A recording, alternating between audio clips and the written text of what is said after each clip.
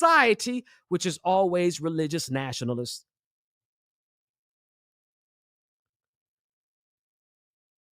And so here we are in collapse. As I get ready to go and we get ready to turn this over to my dude, angry Ginger, I it strikes me as both hilarious and sad at the same time that we're dealing with people who are so committed to their present lie that they can't even notice the historical trend. Are you with me? It never works out good for the average person in empire. We are the ones who suffer. But they're so MAGA, so committed, Christian nationalists, so committed to their political and religious lies that they can't take a step back and say, wait a minute. Society has been here before. Wait a minute. We've seen what happens when religious nationalism gets in power. Wait a minute. We see what happens when empire collapses. Wait a minute. We see what happens when wealth is concentrated at the top and not allowed to flow down. Wait a minute. It wasn't the emperor who suffered. It wasn't the Pope who suffered in the sack of Rome. He got away. May 6th. I forgot what year. The Pope didn't suffer in the sack of Rome. The Swiss Guard suffered. They died. All of them. Except the ones who went out the back door with the Pope. They all died. The people in the city died. Plague and pestilence came afterwards and did the rest of the job. They're so committed to their lies that they are creating the very conditions for pestilence and plague, pandemic. And they don't have, forget about foresight. These dummies don't even have hindsight.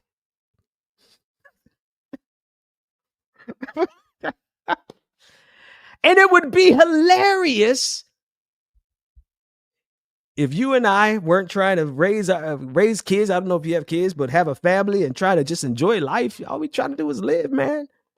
That's all. People ask me, what do I want? I never forget. I'll leave you all with a story. I never forget. Refrigerator was making some horrible noises. I mean, god awful noises. Think about the beautiful sound of a million crickets outside of your door at night and crank that up by 1,000%. It was so horrible. I had to unplug it just so that my kids wouldn't, guys, we were going to go crazy. So soon thereafter, after start making that horrible noise, I called in a repair guy. He got to my front door, didn't want to put on a mask. And I was like, well, you don't want this business. You don't put on a mask. He said, I feel like it's my patriotic responsibility to get sick. I said, oh my God, what kind of moron am I dealing with? I said, well, if you want this money, man, you have to put on a mask. He came in, put on a mask. Short as I am, little guy. And he was there working on the refrigerator for about an hour.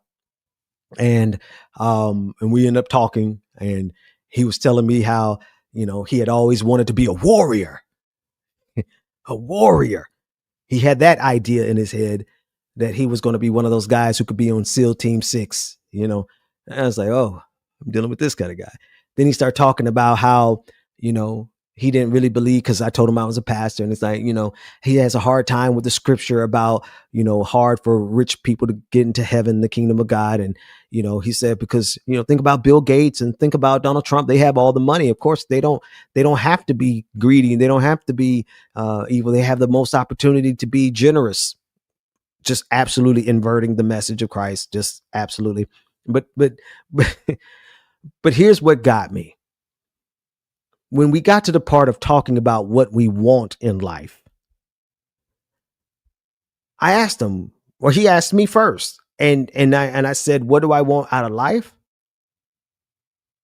I want to live long enough and peacefully enough to sit in my garage as an old man and watch my grandchildren play the way my father-in-law gets to watch my kids play. That's my goal in life. Might not happen. That's fine. That's not the point of me telling you the story. I turned around and asked him the same question.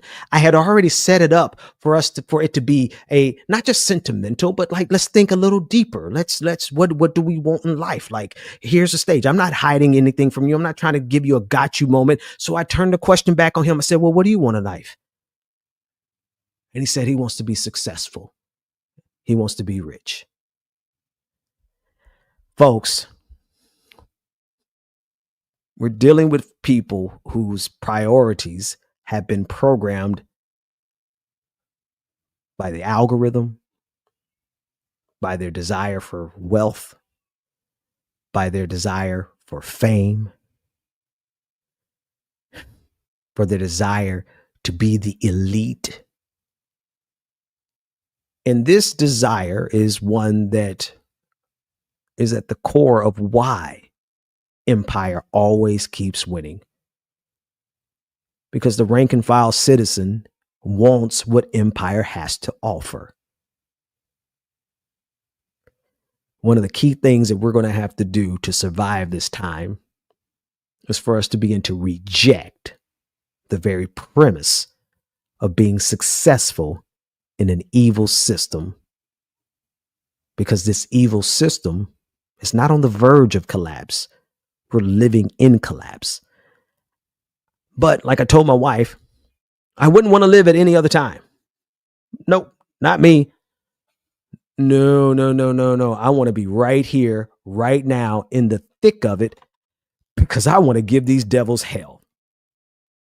And I hope you'll join us as we continue to do that, especially starting coming this Sunday. Keep your eye out, because I'm telling you, what would make them think that they could run this big of a hustle on the entire planet in the name of God? And peradventure God was actually real? What would make them think God wouldn't respond? Hint, hint, wink, wink, spoilers. I'll see you next time.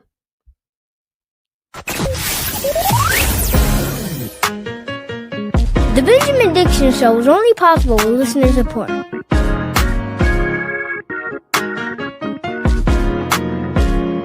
Go to patreon.com/BPD show and support the Benjamin Dixon Show.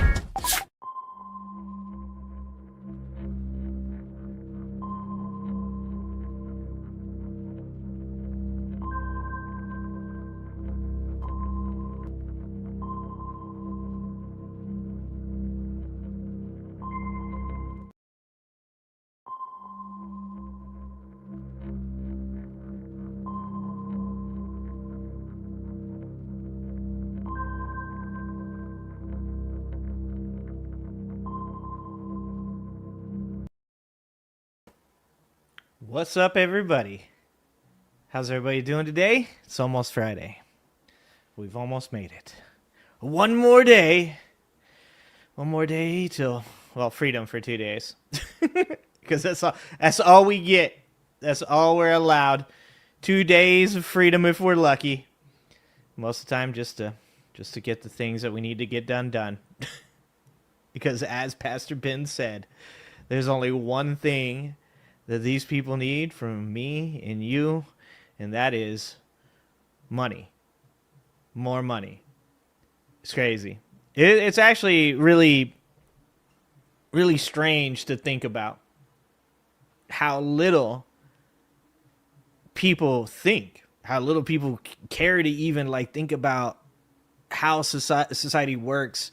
I was just, ranting to my boss this morning about what's going on in Argentina. And I was talking about how $20 billion of the money that's going to Argentina is, $20 billion that's coming out of this fund that hasn't been used in 25 years. That's meant for economic stabilization of other countries. And how the next $20 billion is actually all private investment money, and how that private investment money is sold to the American people as being, this isn't you, you're not paying for it. But the reality of that is that it's actually the central banks are tied to, or the big banks are tied to that money. And the only way that they'll give that money to Argentina is to have collateral within the country. And that means ultimately that the American taxpayer does pay for that $20 billion.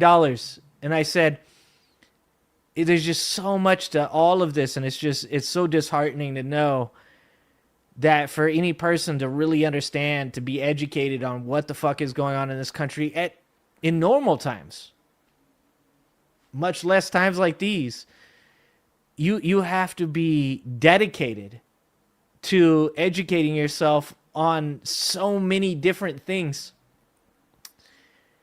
And the thing about that is that these big corporations, these ultra wealthy people, these tech oligarchs, they've got time for that stuff. They've got, people around them that do the work for them, the research for them.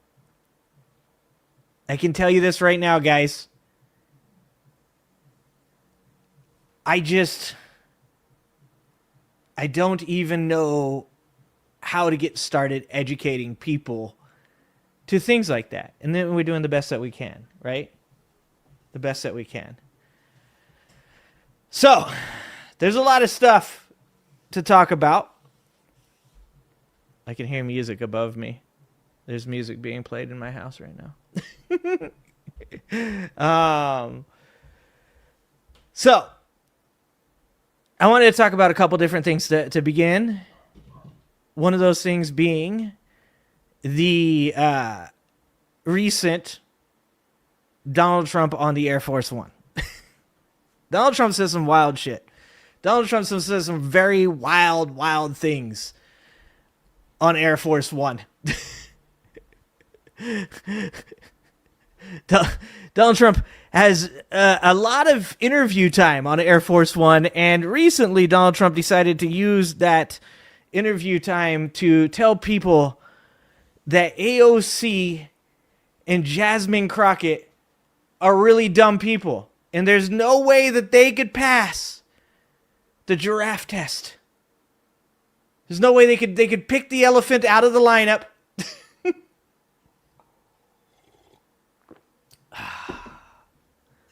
We live in the dumbest timeline. So let's start with that. Let's start talking about Donald Trump claiming that he's a lot smarter, guys, than AOC or Jasmine Crockett could ever hope to be. They just have no chance of reaching this peak of mental prowess that is Donald Trump. This is the actual, we'll start with this. This is the actual Donald Trump, him on the airplane talking about this.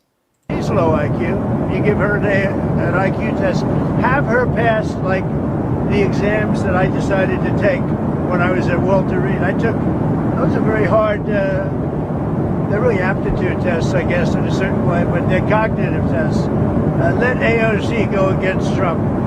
Let Jasmine go against Trump. I don't think Jasmine, the first couple of questions are easy. A tiger, an elephant, a giraffe, When you get up to about 5 or 6, and then when you get up to 10 and 20 and 25, they couldn't come close to answering any of those questions.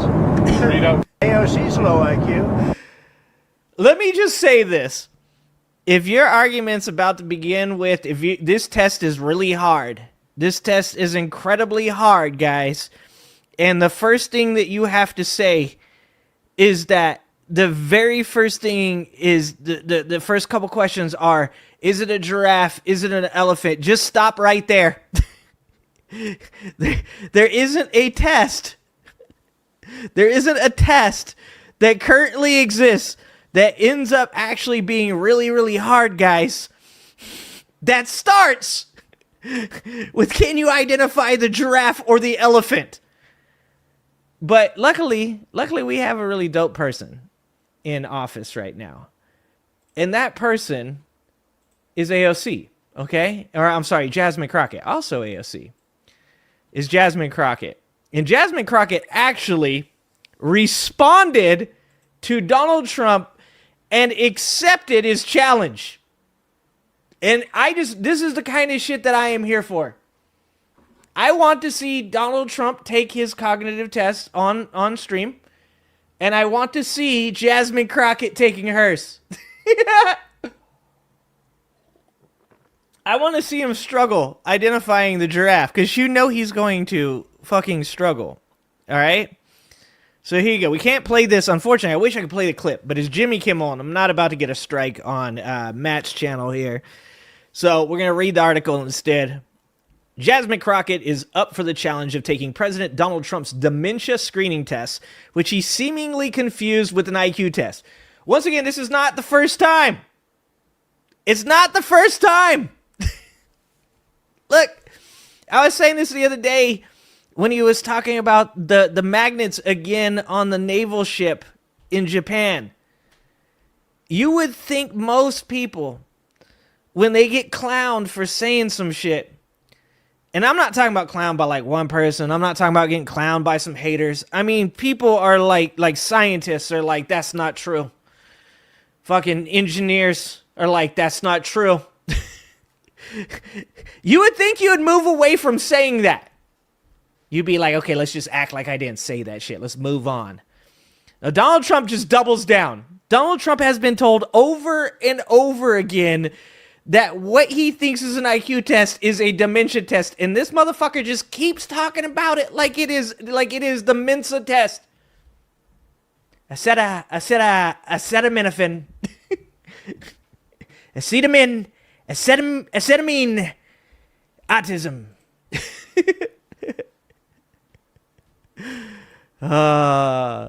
On Wednesday, October 29th, the Democratic Congresswoman and lawyer, 44, from Texas, appeared on Jimmy Kimmel Live, where she reacted to the president's challenge, which he made while speaking to reporters on Air Force One earlier this week. Jimmy Kimmel introduced the idea of showing them taking the test live on air, saying, "Not only do I want to see this contest happen, I want to make it happen, and we need this to happen." This is what we need. Like, if this shit is going to be dumb, at least let it be entertaining. I've said this before, and I'll say it again. Idiocracy did not do justice. Idiocracy was entertaining. It was funny. This shit is only funny because of how absurd and stupid it has gotten. He said, "I believe this would be a once-in-a-lifetime television event. I want to give our brilliant, big-brain president a chance to teach those left-wing lightweights a thing or two about brain power live on national television." Kimmel said that he already invited the president, joking that he was sure he'll accept. He said, "I assume you're aware of the fact that the president, for whatever reason, has challenged you to a duel of the medulla."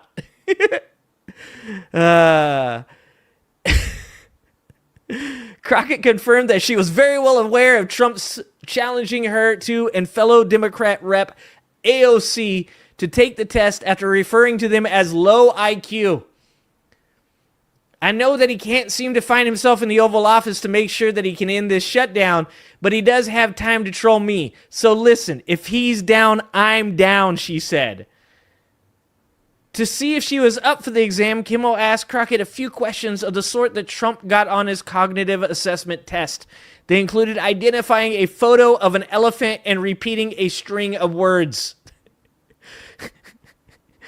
He said, "Wow, you're going to crush this. Are you worried about going up against a man who founded his own fraudulent university? I mean, this is not just any guy."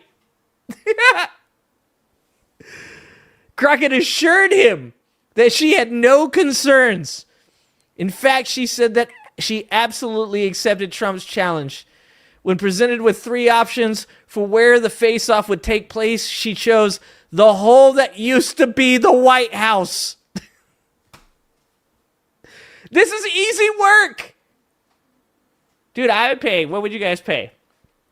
What would you guys pay pay-per-view?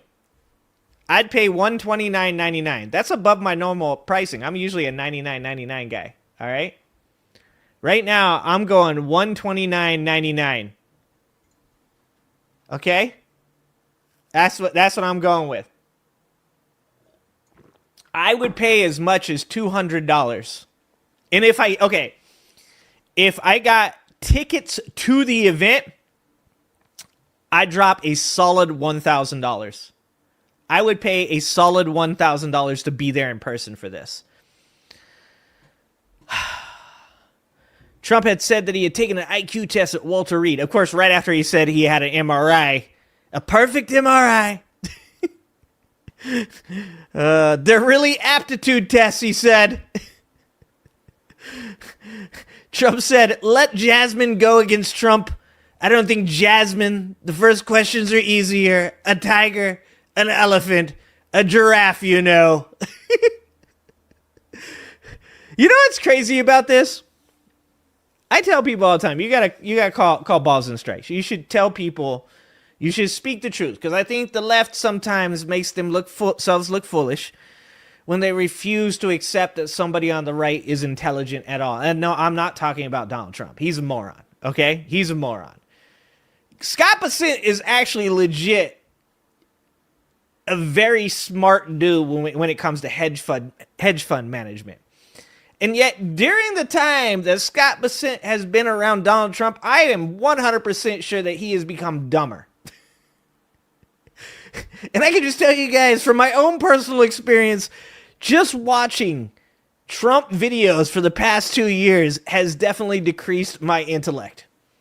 I feel like I'm practically back in the trailer park at this point.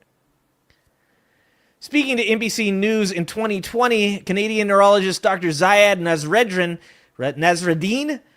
who created the MOCA test in 1996, said that the test should not be used as a reflection of someone's intelligence. There are no studies showing that this test is correlated to IQ tests, he shared. The purpose of it was not to determine persons who have a low IQ level, so we cannot say that this test reflects somebody's IQ. Trump, of course, first bragged about getting a perfect score on the test in 2018. Saying it was not the hardest. The fact that it's hard at all shows that he's got cognitive decline. Morange. He's a morange. Oh, guys. We're never coming back from this. Like, even if we come back from this, the rest of the world is not going, they're not going to let us let this one down. You guys know about the China deal that happened today? That China is going to buy $25 million worth of soybeans in the next over the next 2 years. They're going to buy $25 million of our soybeans. Can you guys guess how many soybeans we sold last year? First of all, before we get to that, we're only going to sell $12 million this year. So we've already lost $13 million from the art of the deal. Guess how many millions of dollars we sell per year before this new amazing trade deal that Donald Trump tanked the economy for? We sold $26 or $27 million on average before Donald Trump made a deal to sell $25 million worth of soybeans a year for the next couple of years. We are never going to live this down. We are going to get sold like a fraudulent university. We are going bankrupt like a Trump casino. This fucking goose is cooked, brother. But there's something about all of this. Well, actually, you know what? Let's talk about this first. Let's talk about this before we get to it. Because it does get dumber. Let me just show you. Let me show all of you out there what happens when you are having to watch Donald Trump's speeches, decisions, life choices all the time. Let me just show you what it does to a person, guys. Because Newsmax just had the weirdest rant on something to be mad about. I don't even understand this shit. This is like, Usually, like, we know what Mega gets mad about, and we look at it and we laugh at it. We think it's kind of funny, but also at the same time, it's really fucking scary. Let me show you what happens when you spend too much time covering Donald Trump. This is a Newsmax video to where this dude is upset that the lady during the Mom Donnie, the Telemundo lady, was introduced with proper, like, phonetic enunciation of her name. This is what we're mad about. This is how stupid this society has gotten. We've gotten to a point now where somebody actually pronouncing another person's name from a different ethnicity in the proper manner is actually bad because they're calling it code switching. You know, the whole thing with Kamala, where it was like, Kamala, when she talks to black people, she talks black. And when she talks to white people, she talks white. Let me just go ahead and drop some knowledge on you guys. I grew up in the ghetto. And when I talk to the people that I grew up with, I talk way different. My accent is much different. Do you know why it's not conscious? I don't do it consciously. I talk to them that way because I've always been comfortable talking to them in that manner. And I don't feel comfortable talking to the people that I'm around nowadays like that because I feel like it makes me awkward and uncomfortable. And when I'm in a meeting with people that manage companies that make billions of dollars, it doesn't seem appropriate to talk that way. It's not code switching. I'm not doing it to somehow get, to scam people, to I don't know, trigger MAGA. It's just literally who I am as a person. A person that grew up in a varied way from where I am today in the life that I am today. It's crazy. Not all of us just grew up as white people in nice homes our whole life. It's crazy. So anyways, here's this guy fucking whining about the craziest shit. On another note, tonight, the New York City mayoral debate last night, but I'm less interested in what the candidates actually said, and I'm more interested in why we keep doing this. Government Affairs reporter Melissa Russo, senior politics editor at Politico Sally Goldenberg, and Telemundo 47 anchor Rosarena Breton. This is a 2-hour debate. Okay, first of all, that man fucking nailed it. Okay? First of all, that one more time, like, that actually deserves to be replayed. Like, that was good, okay? Sally Goldenberg and Telemundo 47 anchor Rosarena Breton. And here's another thing. I have some Latin employees. I've got some Hispanic employees, right? And when I talk to them, I was just saying the other day, I was talking about birria, right? And I was like, I can't roll R's. I was like, I can't roll the R. And we have a young woman. I'm not going to be able to tell you where it's at because I don't want ice rolling up on me. But she's Hispanic. And she walked in the room while I was failing to be able to pronounce this word properly. And then she said, this is how you said it. And she said it. And let me tell you something. To say the fucking word right, I have to sound like I am trying to mimic a Hispanic accent because that is how you say that word. This is the dumbest shit ever. This is a 2-hour debate. All right, so we have talked about this, and I just don't get why we do this, who started it, when this started, but whenever it is this is white people mad. I don't know where this started or who started this, but I'll tell you right now, brother, I'm not standing up for this. There will be mayonnaise on my sandwich and no spices. Like, dude, like, we're just trying to fit in out here, okay? We're trying to break stereotypes. We're like, look, like, there are white people that can dance. I'd like to show you a couple of them. Like to show you that this guy's pretty good. Not bad. You know? Like, I'm a white dude that likes to eat spicy food. I like, and when I say spicy, I don't mean hot. Because I have ulcers and heartburn now.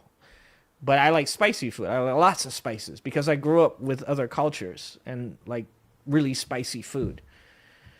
We're trying to break stereotypes, guys. We're trying to break stereotypes. And then this fucking guy comes along. This guy comes along. And he's like, can we talk about the fact that some people try to say other people's ethnic names the way they're supposed to be? I'm just tired of this. Like, bro, you are not helping. Please step back. Please sit this one out. we trying to be hip. We trying to be cool. And you are not helping. All right, so we have talked about this, and I just don't get why we do this, who started it, when this started. But whenever it is a Spanish name, we are all suddenly required and expected to shapeshift into the perfect Spanish accent. What the fuck is this? This is the most Karen shit I have ever seen. Normal, everyday news people do it all the time. They forget years of training. They forget their non-regional diction. What does that even mean? They forget their years of what training? Do you get trained as a news reporter to not say people's names like the way they're intended to be said?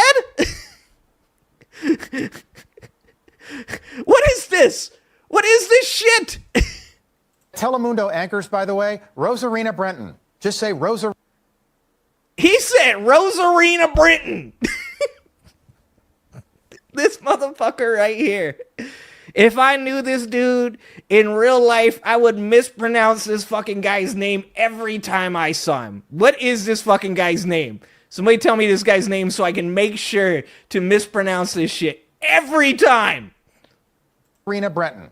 But for whatever reason, we all feel the need to pronounce it like we're living in Mexico, like we're living in a country where Spanish is the native tongue. That's not the case here in the U.S. Rosarina Britannia. First of all, that sounded Italian, bro. First of all. I'm pretty sure that was an Italian accent. He said it. I couldn't understand what he was saying. It's the Kendrick Lamar people all over again. Oh my God, they're so weird. They're all so weird. Brother, why is this on the news?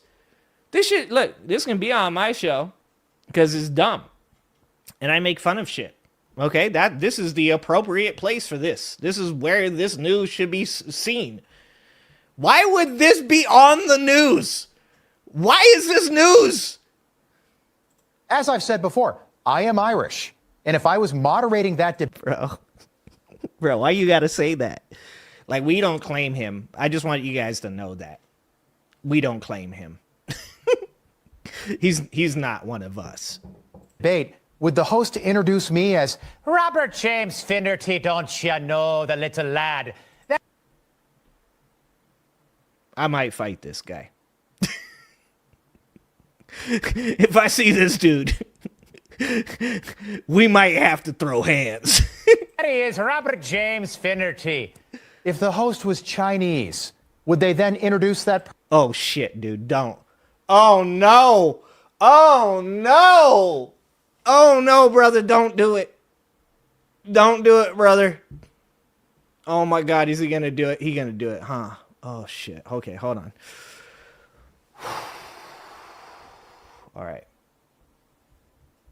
Person with a Chinese accent? I don't think so. Okay, good job.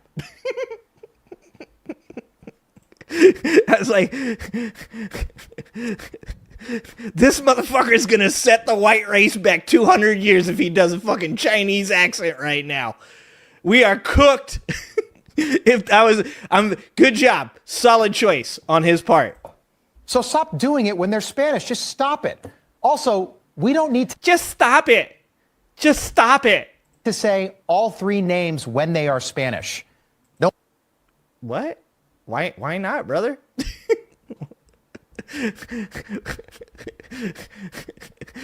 Why wouldn't we? Like, is that a rule that we only say two names at a time?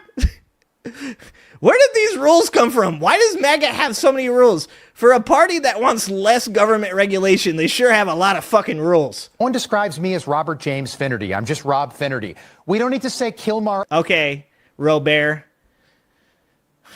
I gotta figure out how to say this fucking guy's name in a fucking really dumb way. Funnerty. Abreu Garcia. It's just Kilmar Garcia. I don't know who started this, but I mean, that's actually not factually correct though, because like you know his name. Like if we're being real. If we're being real about this, that's actually not true. That like his name is Kilmar Abreu Garcia. Like that's like I mean that's established fact. I'm sure you can find a birth certificate to show for evidence. enough's enough. Stop. Just stop. There is one thing that man said that I do agree with, guys. There's one thing that he just said that I do 100% agree with, guys. And that is just stop. Please just stop. Like, this country has gotten dumb enough at this point, man. Like, do we really need to make this any dumber? Do we? Do we need to do this? Do we need to do this? Like, enough. Enough. In Spanish-speaking countries, the naming system simply reflects both sides of a person's family, with the father's surname followed by the mother's maiden name. In formal or legal contexts, both surnames are used, but informally, people often use just the father's surname. Given these customs, Robert James Finnerty is wrong about Kilmar Abreu Garcia. In his native El Salvador, he is known as Kilmar Abrego, using his father's surname. So he even got that wrong! He didn't even get that right. The bizarre segment was broadcast as President Donald Trump went into embarrassing grandpa mode at a summit in South Korea on Wednesday, attempting an Indian accent, which if you watched my show last night, we played that. We played that.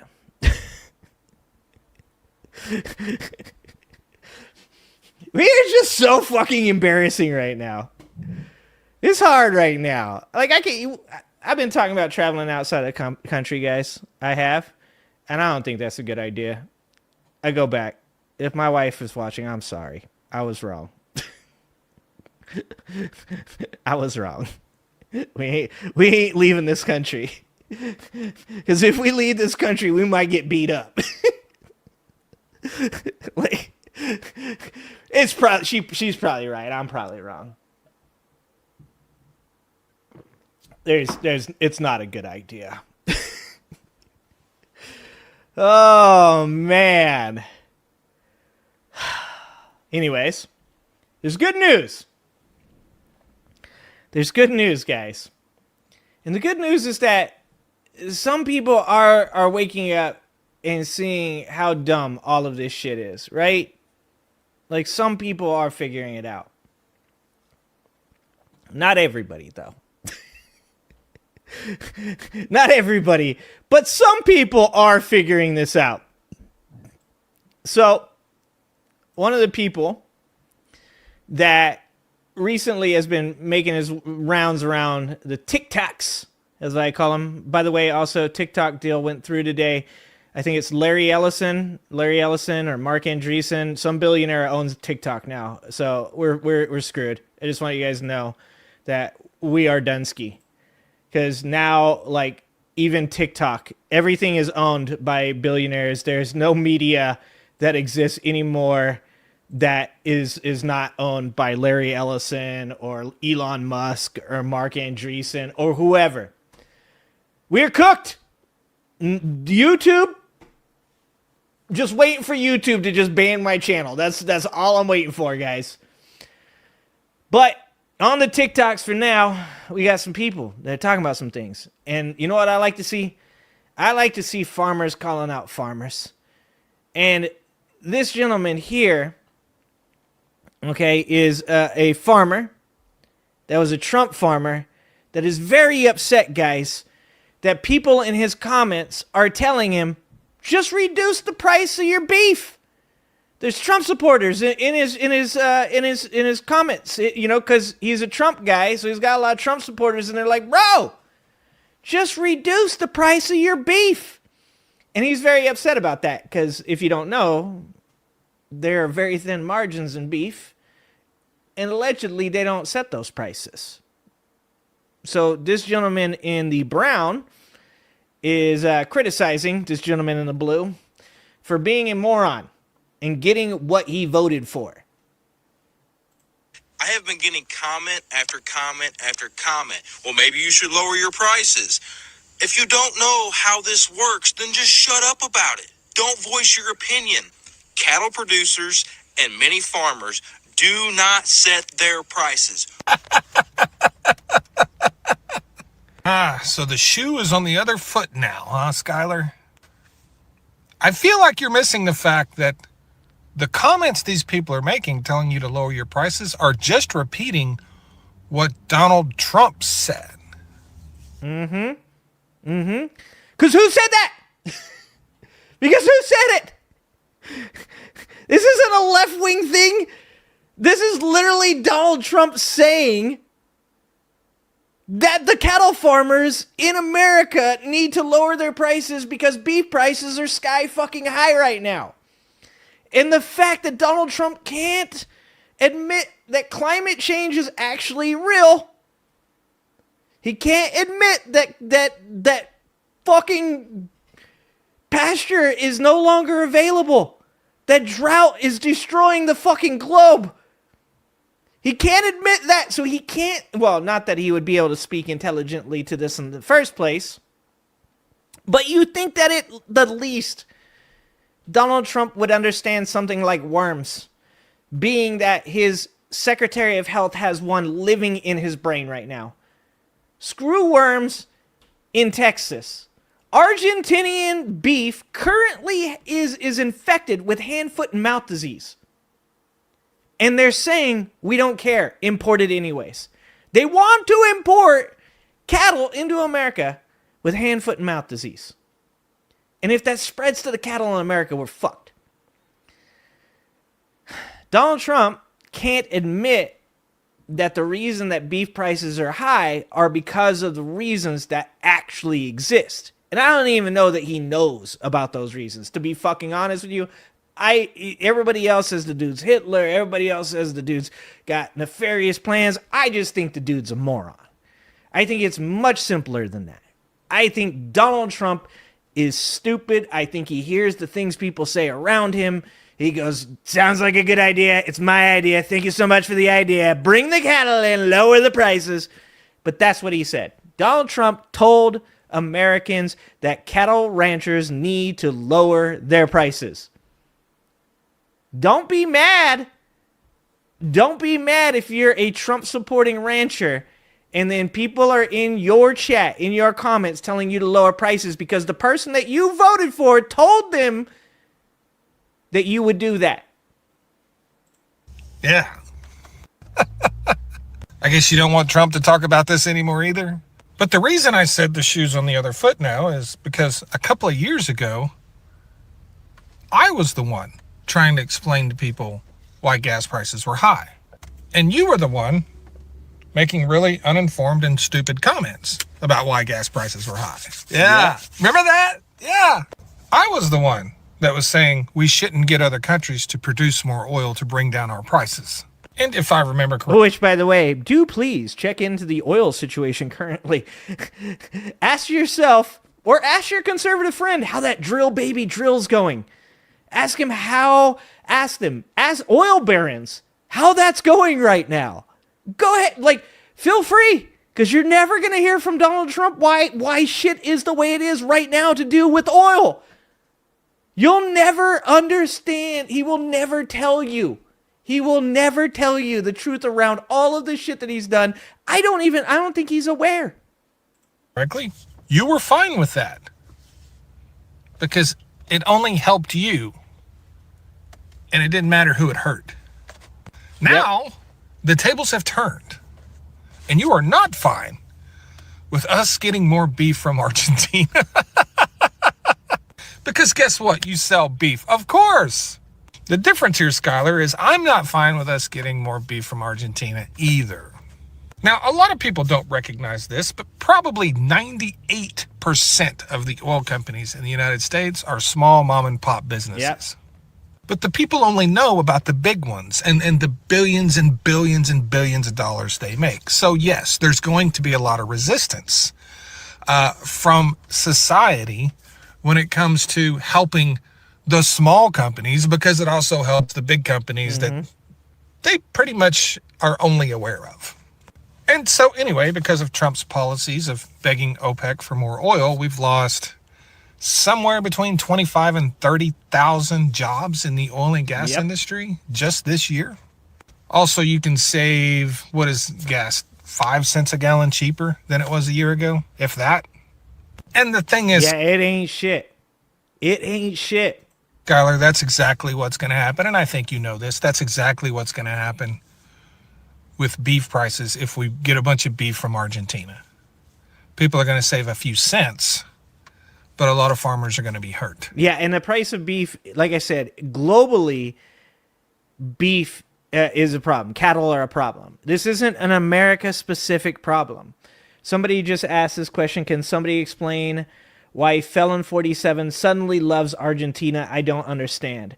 Well, there's a lot of different reasons that people believe these things. One of the things about Argentina is Argentina used to be an incredibly successful country. And Argentina, for a very long time, was one of the only countries that was of Latin descent that was sticking to the same upward trajectory as a place like Britain, right? Like the UK. Most places that are invaded, colonized, taken over, whatever you want to call it, tend to do very poorly, and Argentina was doing very well for a large amount of time, I believe until like the 1920s or 1930s. And that's because they had a lot of pasture land, they had a lot of natural resources, they were in a real good place globally for trade. And what happened was eventually that tanked. And they've tried both fair trade, they've tried protectionism, they've tried many different sorts. Javier Milei is trying a very libertarian way of doing something right now, right? And what has happened to Argentina over and over in the past is that these big corporations, either in America or in Europe or different places, invest money. Sometimes the countries do. The International Monetary Fund just did this, 10 years ago? They put a bunch of money into Argentina. Argentina cannot pay back that money. And then those people, those corporations, those countries, they take the resources from Argentina because Argentina cannot afford it. So that's one way that they could be doing this, is that they're putting the money in. They know that Argentina cannot pay the money back. Eventually, they just get to grape Argentina's natural resources because they're put in a hard position. Another theory, my favorite theory, is that just like after the Nuremberg trials, all the Twatsies went and hid in Argentina, and Donald Trump and all of those guys are currently, putting a down payment on a place to live after the American collapse, and they're all put on trial. There's a chance for that. There's the obvious connection between Javier Milei and Donald Trump. You're also seeing that in trade agreements with Japan and things like that. The most likely, because it's the simplest answer, thing is that Donald Trump has recognized now he can buy elections in other countries by withholding money. Just like what he's trying to do with Ukraine, right? He was, go find some information on Biden. If you find information on Biden, I will make sure that your country gets the best deals. And that's most likely what it is. Just like he wanted Bolsonaro. And when Bolsonaro was put on trial and now convicted, he did the opposite, right? Instead of giving them money, he put huge tariffs on them, which, once again, we pay for. It's fucking stupid. Once again, also a problem for beef. I hope that's a little bit of an explanation. The point is, Skylar, maybe now, even though it's a couple of years later, you can see my point of view from back then when we were arguing about oil and gas. Maybe now you have a little bit better perspective of, where I was coming from. It's definitely not all the oil there. Redonk. Yeah. We all know when you say oil, there are every billionaire American gets an erection when they hear the word oil. On the other hand, I didn't vote for what's happening to the oil and gas industry, and you did vote for what's happening to yours. Yep. Thanks. 100%.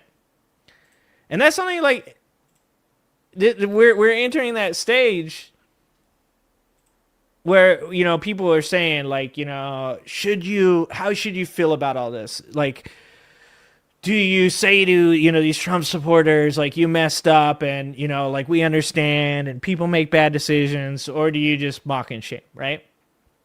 And I like what that dude said. You know, like, I don't have to forgive you. I don't have to accept your apology. I can just go, this is what you wanted. You got what you wanted. Like, you've been touting this for so long. You've been telling everybody about how, like, you're going to pay. You're going to get yours because we finally got Trump back and you are so screwed.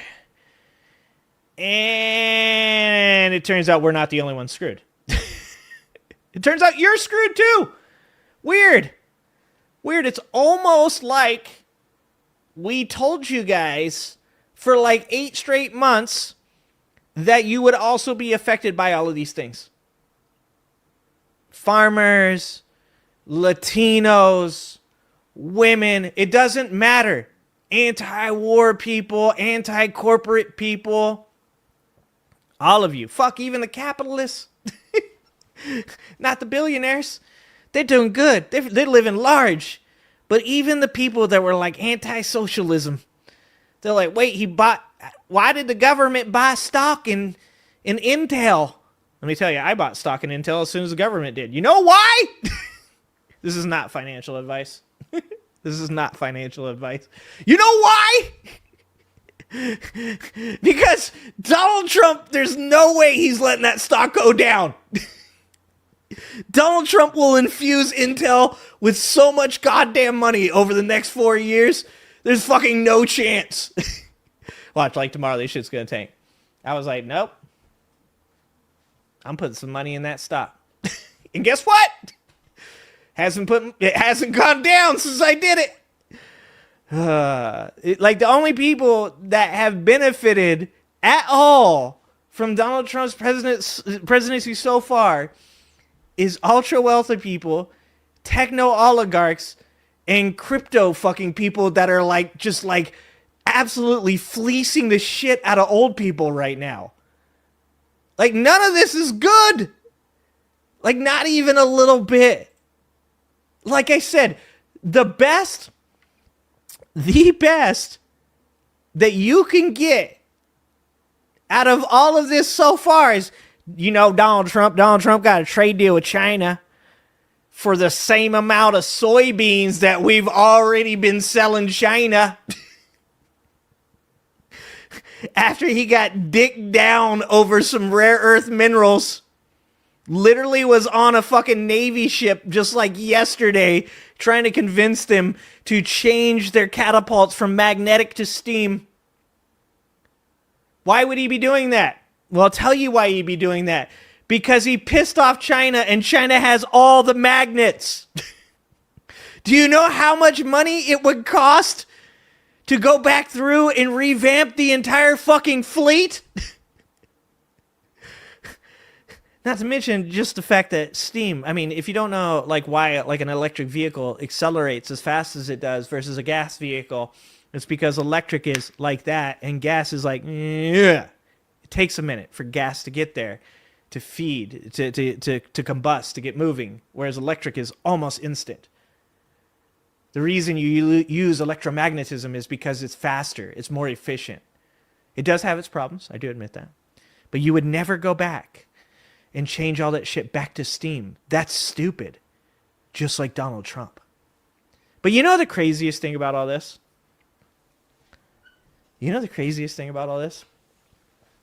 Is watching some of the less intelligent people on Trump's side be like, hey, I think that he got over us. Like, every once in a while you get one, right? Every once in a while you're like, holy shit, Cletus figured it out. So I'm going to show you guys. Do you guys remember Bryce Mitchell? Do you know who Bryce Mitchell is? If you don't know who Bryce Mitchell is a UFC fighter who at one point or another said on the very first episode of his podcast, guys, on the very first episode of his podcast, he said Hitler was kind of a good guy until he started smoking meth. He also said some really racist shit, some very anti-Semitic shit, and some really bad shit about transgender people. So he ran the whole goddamn gambit, okay? Like, he left no stone of bigotry unturned. This man was looking for stones of bigotry that we didn't know existed. Like, I have never actually heard even a person that was in the KKK say something like, you know, Hitler was actually not a bad person until he smoked meth and I would have gone fishing with him. Like, I haven't even heard that from a Nazi. Well, guys. Bryce Mitchell, who said, I'd take a bullet and die for Donald Trump, is now feeling a little bit like he might have got scammed. This man most likely has CTE, all right? And he definitely did not grow up with a good education, okay? This is my people. This guy is definitely my people, all right? He's definitely my people. Here's the video, guys. Y'all know I'm not with Donald Trump no more. I don't support him. I don't like him. I think he's a corrupted leader. And, yeah, it took me a while to come to that conclusion, but I finally am coming to it. I do not like the guy at all. The first thing for me was he didn't release the Epstein files. They're even acting like they didn't exist.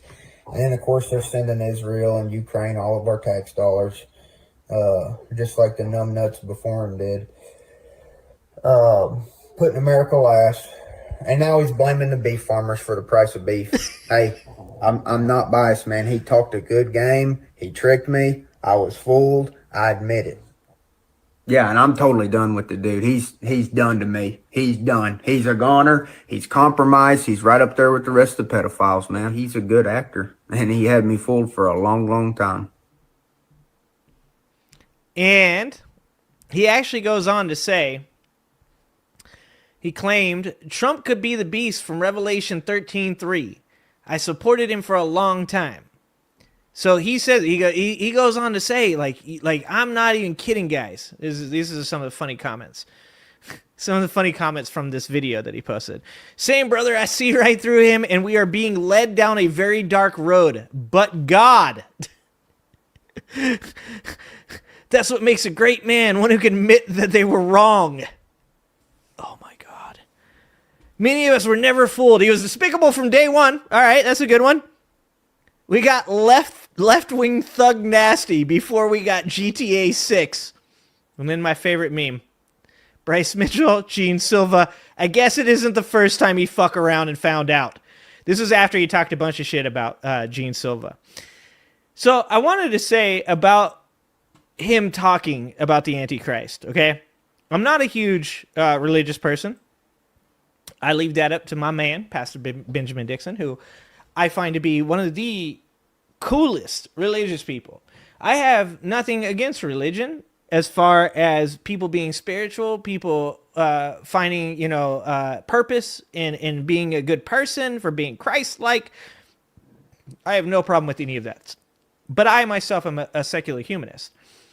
I don't really believe that there's a creator, but I also don't disbelieve.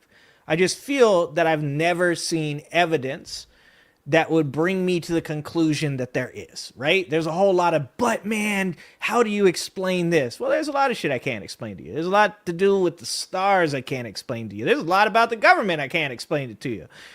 But that doesn't mean that I either believe or don't believe, right?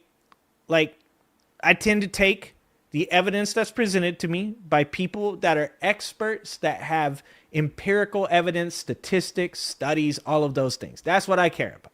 That's what I want to see. But when you hear a religious person, a man who is, truly, truly religious, say, this man might be Satan. coming from you. That's not coming from the blue-haired liberals. That's coming from fucking Trailer Park Bryce Mitchell. And also, can we just say this? How amazing would it be if Donald Trump brought Bryce Mitchell to the White House for that UFC event? Like, what if Bryce Mitchell tried to fucking north-south Donald Trump on the South Lawn? You guys say right now that you think Bryce Mitchell is a shitty human being, and I agree with you. Terrible man, said some horrible things about people. But if he put Donald Trump in a north-south on the South Lawn, you guys would cheer for him. Don't fucking lie. If he got him in a leg lock, you guys would cheer. If he had edema ankles himself in the ankle lock from hell, you guys would be cheering for him. Don't lie. Don't lie. I'm here to tell the truth. But here's the thing. So, I was just recently showing all the books I've been getting lately. I just got some cool new books. I got Plato's The Republic. I got The Prince from Niccolo Machiavelli. And I got Ethics, the other book to Politics by Aristotle. But most importantly, I bought Paradise Lost. It was a book that was written in the 1600s by John Milton. And John Milton's a very Christian, old English man. And there's a part in this book. This book's about Genesis, the book of Genesis. Very religious book. It's about the creation of man, the fall of the archangel, and Adam and Eve, right? The book of Genesis. And in the very beginning, after Satan has rose up and tried to defeat God to take over the kingdom of heaven, and he is cast out from heaven and finds himself laid low in the caverns of hell. He wakes up and he looks around and he sees all of his army. They can't be destroyed. They're immortal, but they're laid low. They're depressed. They're sad. They're defeated. And he says to himself, like, we can't allow this. These people are my army. They have to believe we did not lose. They have to accept that there is still so much winning to happen. And so he stands up and he tells them, did we lose or should we look at it a different way? And if that isn't Donald fucking Trump, I don't know who is. In 2020, when Donald Trump lost the election, what did he do? No, I didn't. We're going to go back and we're going to take over the kingdom of heaven. Well, it seems like we got our asses kicked. Seems like, nope. Don't let your lying ears and eyes deceive you. We're back, boys. We're back. It's kind of crazy. Kind of just absolutely insane, to be honest with you. How close the parallels are that you can draw between Satan and Donald Trump. And I'm not religious. I'm not the guy that's out here saying 1333, read that shit, he's the Antichrist. That's Bryce Mitchell, homie. Okay? That is Bryce Mitchell, the man who said the H-man was kind of a good dude until he smoked some meth. And even he's like, you know, it turns out I think Donald Trump might be Satan. That's pretty crazy if you... I mean, I don't know how much crazier this world can get, but I'd like it to stop trying to be even crazier, to be honest with you. But there's more than that. There are other people that are moving away. And you guys know I like me some Kyle Kalinske. You know, I watched Kyle Kalinske a couple times on this show here. And you guys know I enjoy Kyle. By the way, just so you guys know, I disagree with Kyle on quite a few things before Kamala Harris's campaign. Yet, I find that I also agree with a lot of things that Kyle talks about. And just recently, he put out this video called Trump's Strongest Soldiers Are Turning on Him. We're going to watch this one together. Because we're going to talk about this. Because this is a good thing. This is good for everybody to see and to know. Because just like the No Kings protest one of the most important things in the No Kings protests. Somebody once asked me, he said, do these protests do anything? I go, yeah, man. They do a lot. First, they show to the administration that you ain't going to put up with their bullshit. But also, it shows to the people out there that believe these things, that feel alone, that feel sad, that feel exhausted, that feel apathetic, that feel nihilistic. It says to them, look, motherfucker, there's a lot of people out there that think just like you. They agree that this is bullshit. They want this to be fixed. And that's a really good thing. But that good feeling of seeing the No Kings protest, it only lasts a little bit, right? It only lasts for a minute. So you got to keep showing the W's. You got to keep showing people that the things that they're doing are making a difference. You got to keep showing people that as long as you stay energized, as long as you're still motivated, as long as you're still being positive and getting stuff done and having hope, that you can get out of this. You can accomplish this. So seeing, weird as it is, Bryce Mitchell turn on Donald Trump and call him Satan, we need that. And hearing Kyle Kalinske also talk about it, also very important.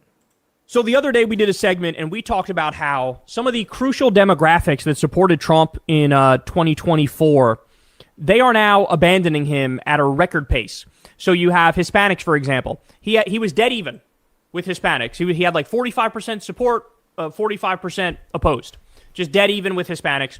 And, you know, they were crucial for him in the election. Well, guess what? New poll came out. Only 25% of Hispanics still support Trump.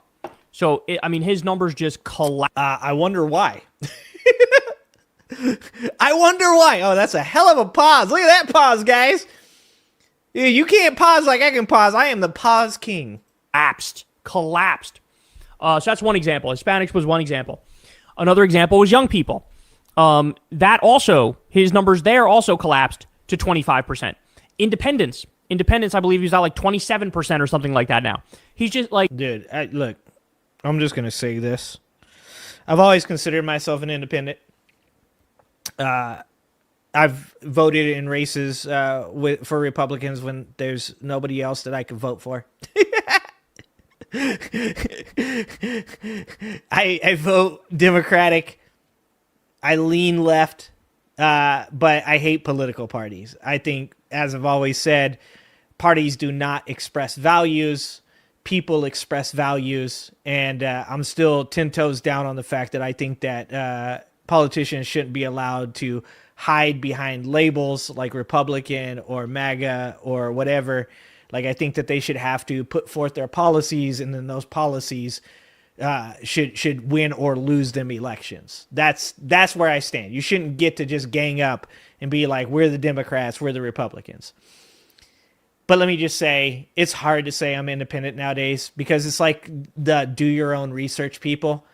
When you hear somebody say the words do your own research nowadays, you just like cringe inside. Even though that's like, it's legit what you should be doing. But when I say the words do your own research out loud, I cringe. I'm like, fuck, I just can't do it anymore. When I say I'm independent nowadays, like I cringe. Because it's just become this calling card for a group of people who literally don't know a goddamn thing about politics.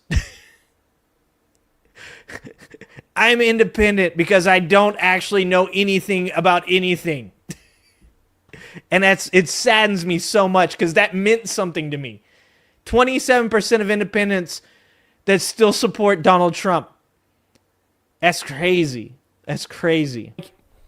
Just there's no hope. In a free and fair election, there's no hope for Trump. There's no hope for MAGA because these numbers are catastrophic. And I think a lot of it has to do with just the fact that the economy is totally cooked. That he said he was going to fight inflation. He got in there. He didn't fucking fight inflation. He immediately made it worse, right? Got the Epstein file shit. But that's all ancillary to the economy sucks and everybody feels it. Okay.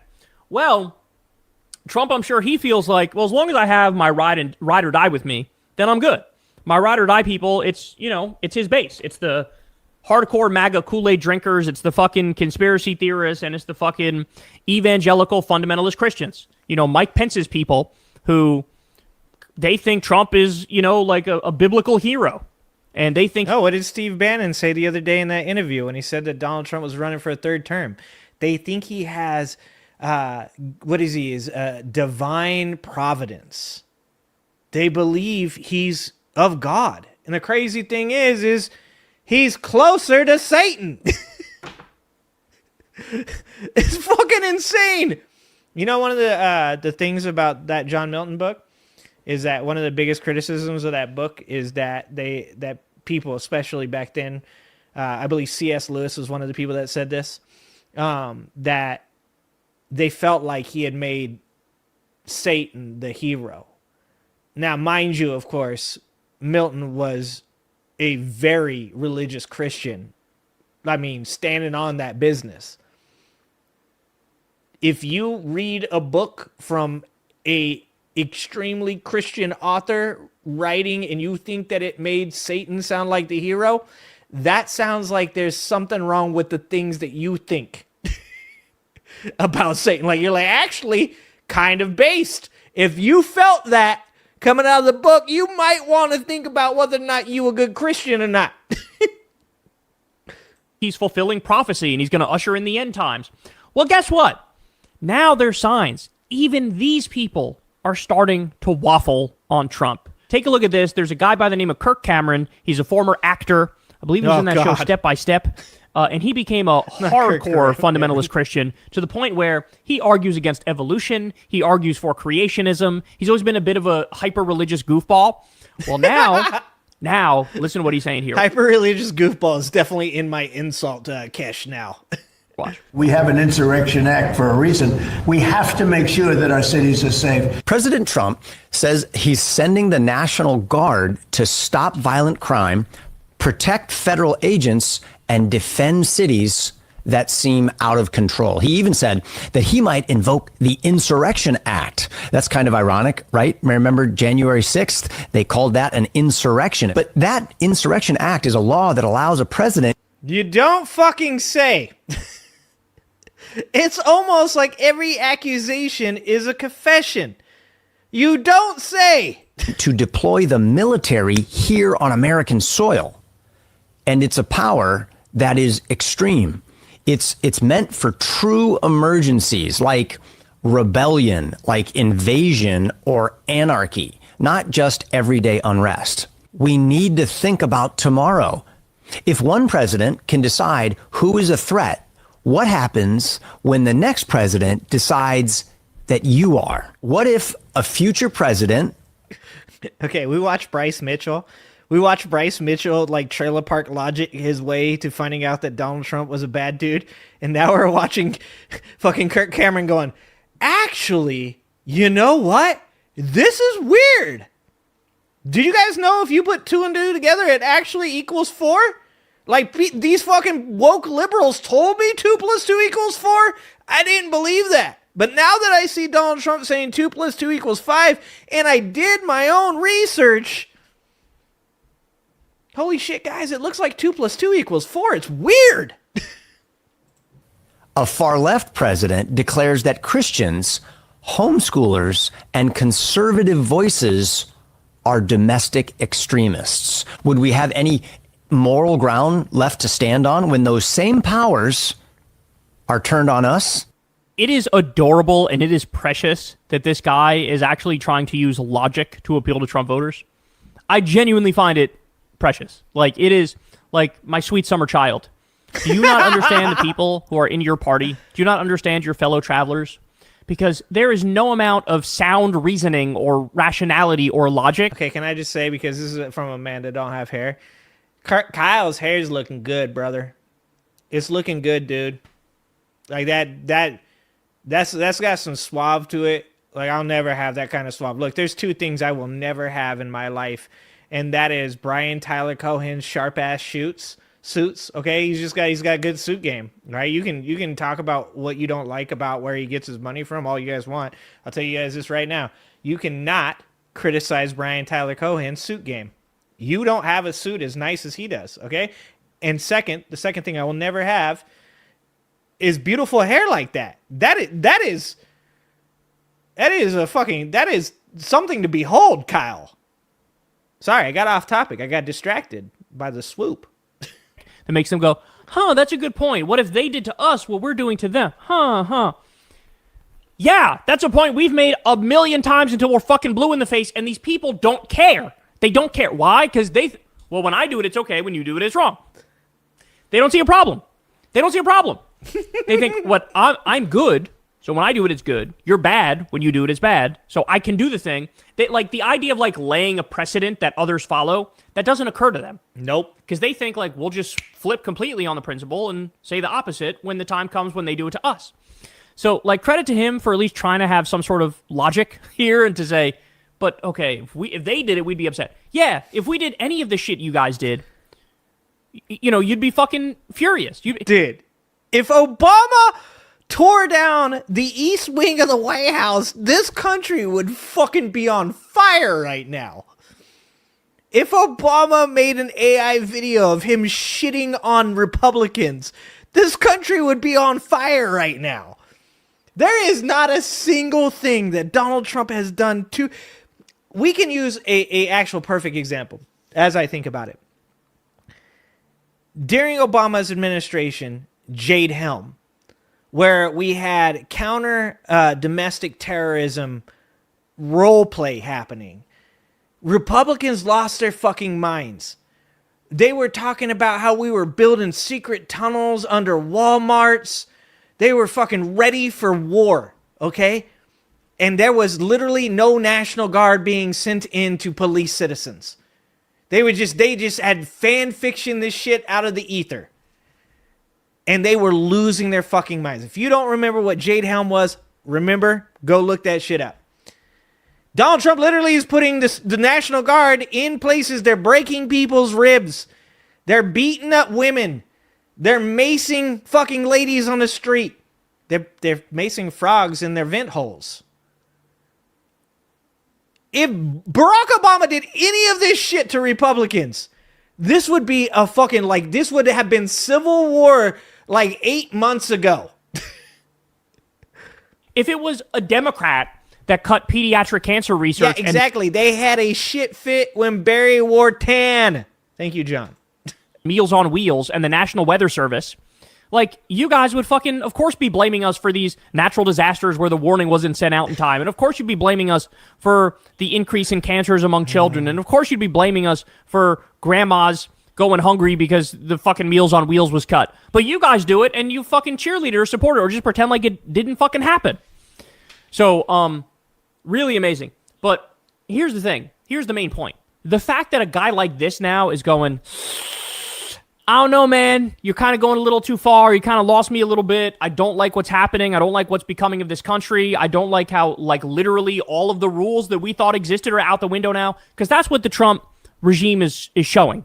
The Trump regime is showing that the law is fake. The rules are totally made up. You can do what you want. And he's doing what he wants. And when you... I'd even add something that's very important here. And this is something I've been telling people since the very beginning of all this.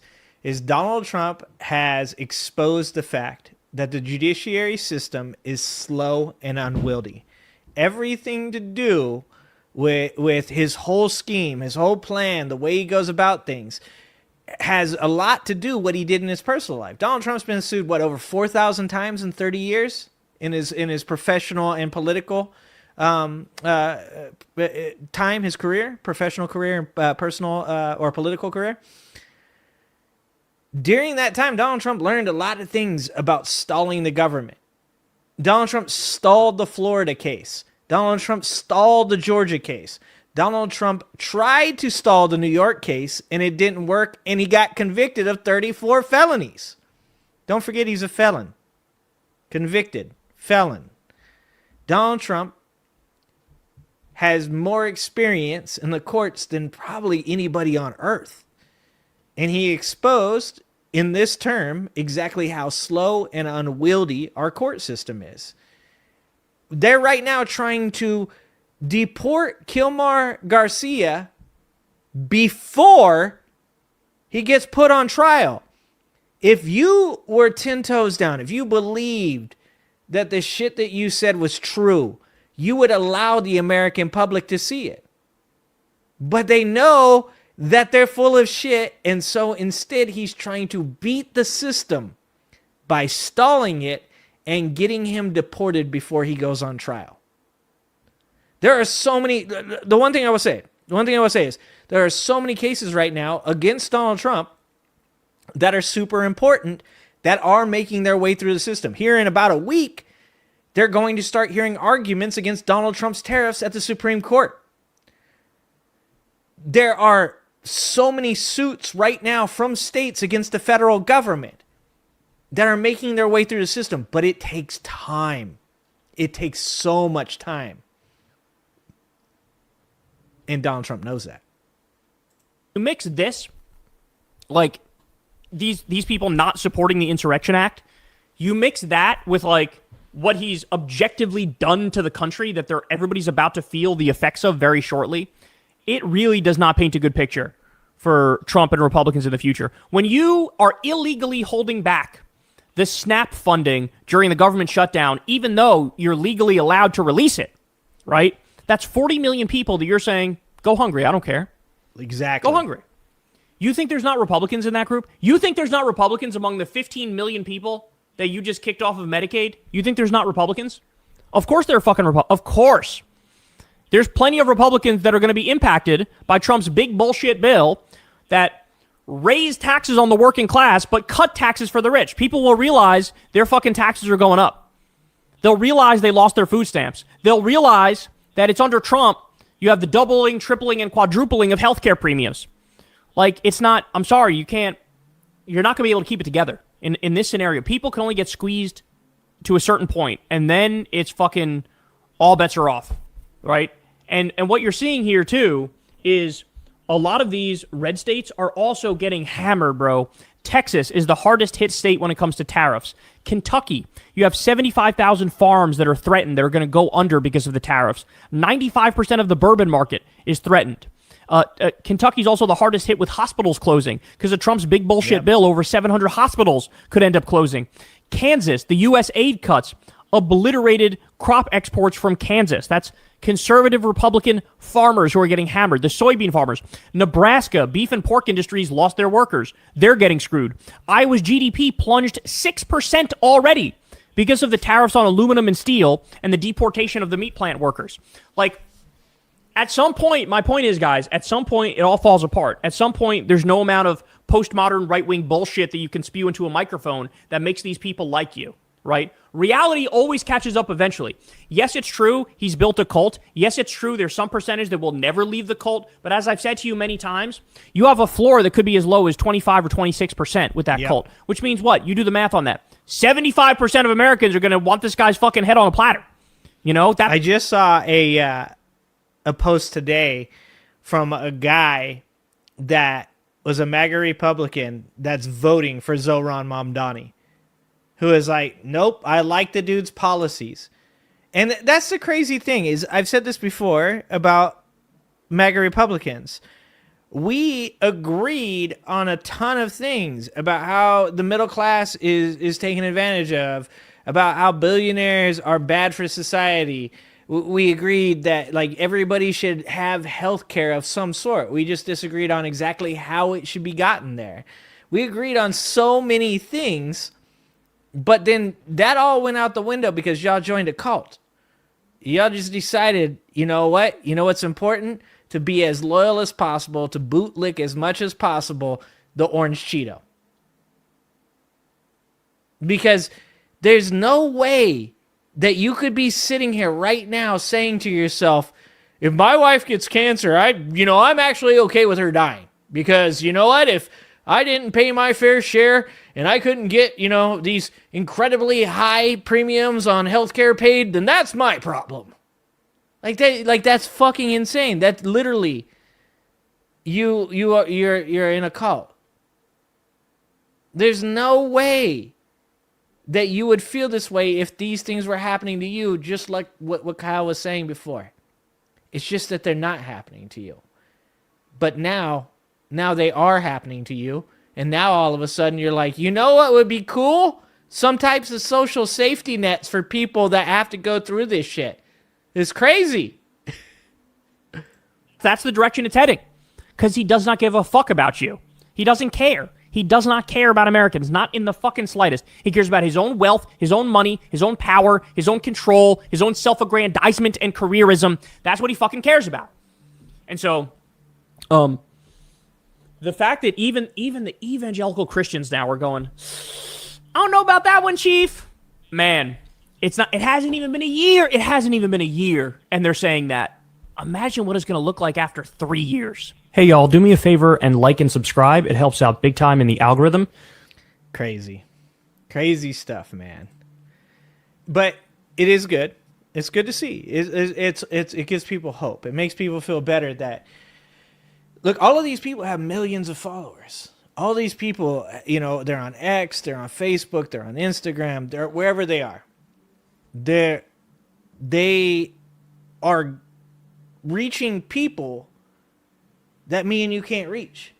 They're reaching people that me and Kyle can't reach. Like, that's a good thing. Because, you know, I think this is important for everybody to remember, is that you're online, you're on YouTube, you're on Facebook, you're on Instagram, and really right now politics is pretty hard for anybody to miss, right? But there's still people out there that, you know, the Charlie Kirk thing was a perfect example. How many people did you meet when Charlie Kirk was killed that said, oh, I don't know who Charlie Kirk is, but it sucks that somebody killed him? Like, there's a lot of people out there that don't know what is going on. Like, I know that sounds insane, but there are people that are like, well, you know, like anybody, the father dies, you know, this or that, whatever. Like, they don't know who the person is, whatever, right? Like, there's a lot of people out there that, and I'm not saying, you know, that people should die. I'm saying that there are people out there that don't know that there's the potential that a person could get taken out for their opinions in this political atmosphere. That, to those people, that blows their mind. They're like, why would it have ever gotten here? And I can tell you why it got here.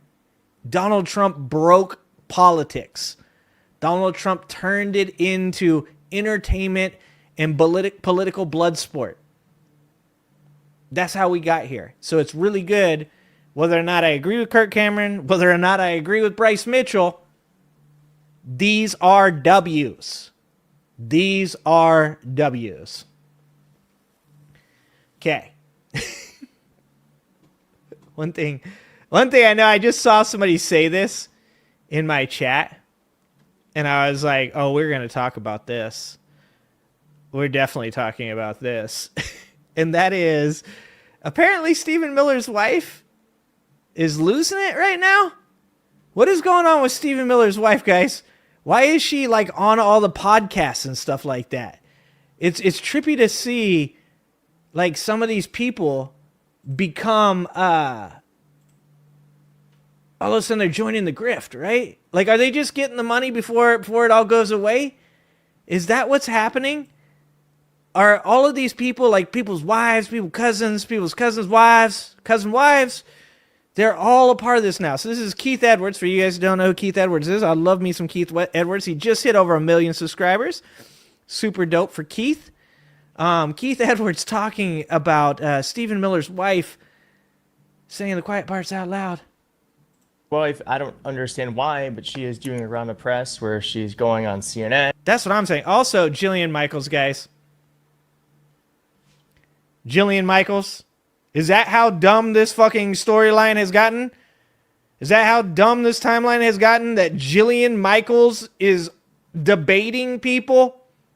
Can we stop, please? Can we stop? And she's been on Piers Morgan's show, which I'm going to show you, and I don't get it, because why do we need to know what Stephen Miller's wife thinks about anything? What has she done? What power does she hold?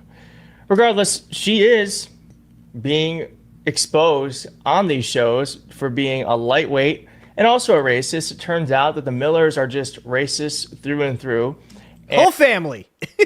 And in this one clip I'm about to show you, she gets triggered and has a full-on meltdown and truly just exposes, as I said, the racist ideology, the fascist ideology that... Can you imagine being in Stephen Miller's house with that crazy-ass lady and then fucking Stephen Miller? Oh, they have children, don't they?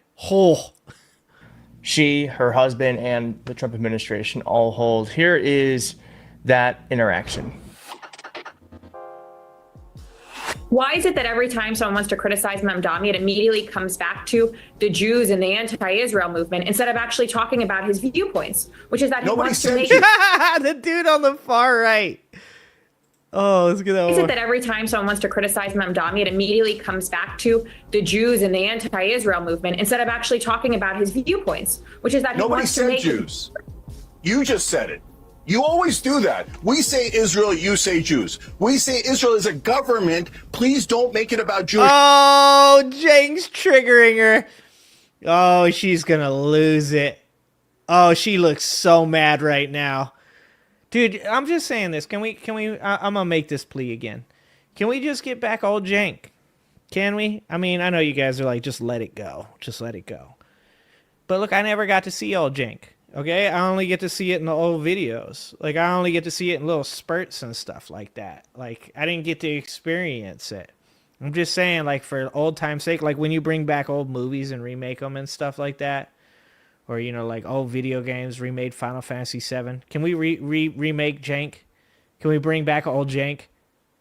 Americans, and you come back, but you have to make it about Jewish Americans. What's wrong with you? What's wrong with you? Is Israel a Jewish state? Yes or no? Yeah. First of all, okay, so Saudi Arabia is a Muslim state, and you can criticize it all day long, all day long.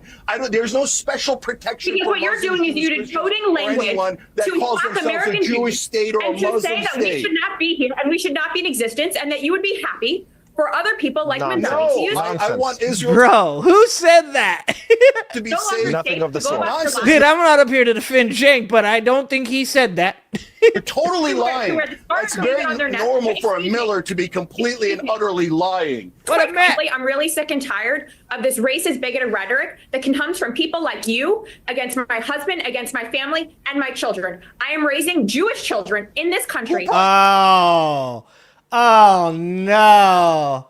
Oh, dude. She's playing the race card. No. The right has fallen so far. Oh, dude. Oh my God, it is just nothing but rage bait now, isn't it? Like that's just every time. This is like, okay, guys, I'm an Eagles fan, okay, and I know that you guys can get a little upset here. The tush push, okay, it's a little bit of a controversial, play. And look, even I sometimes look at some of the shit that happens with the tush push, and I'm like, that ain't cool. Like, this is a little too much, okay. But look, it works.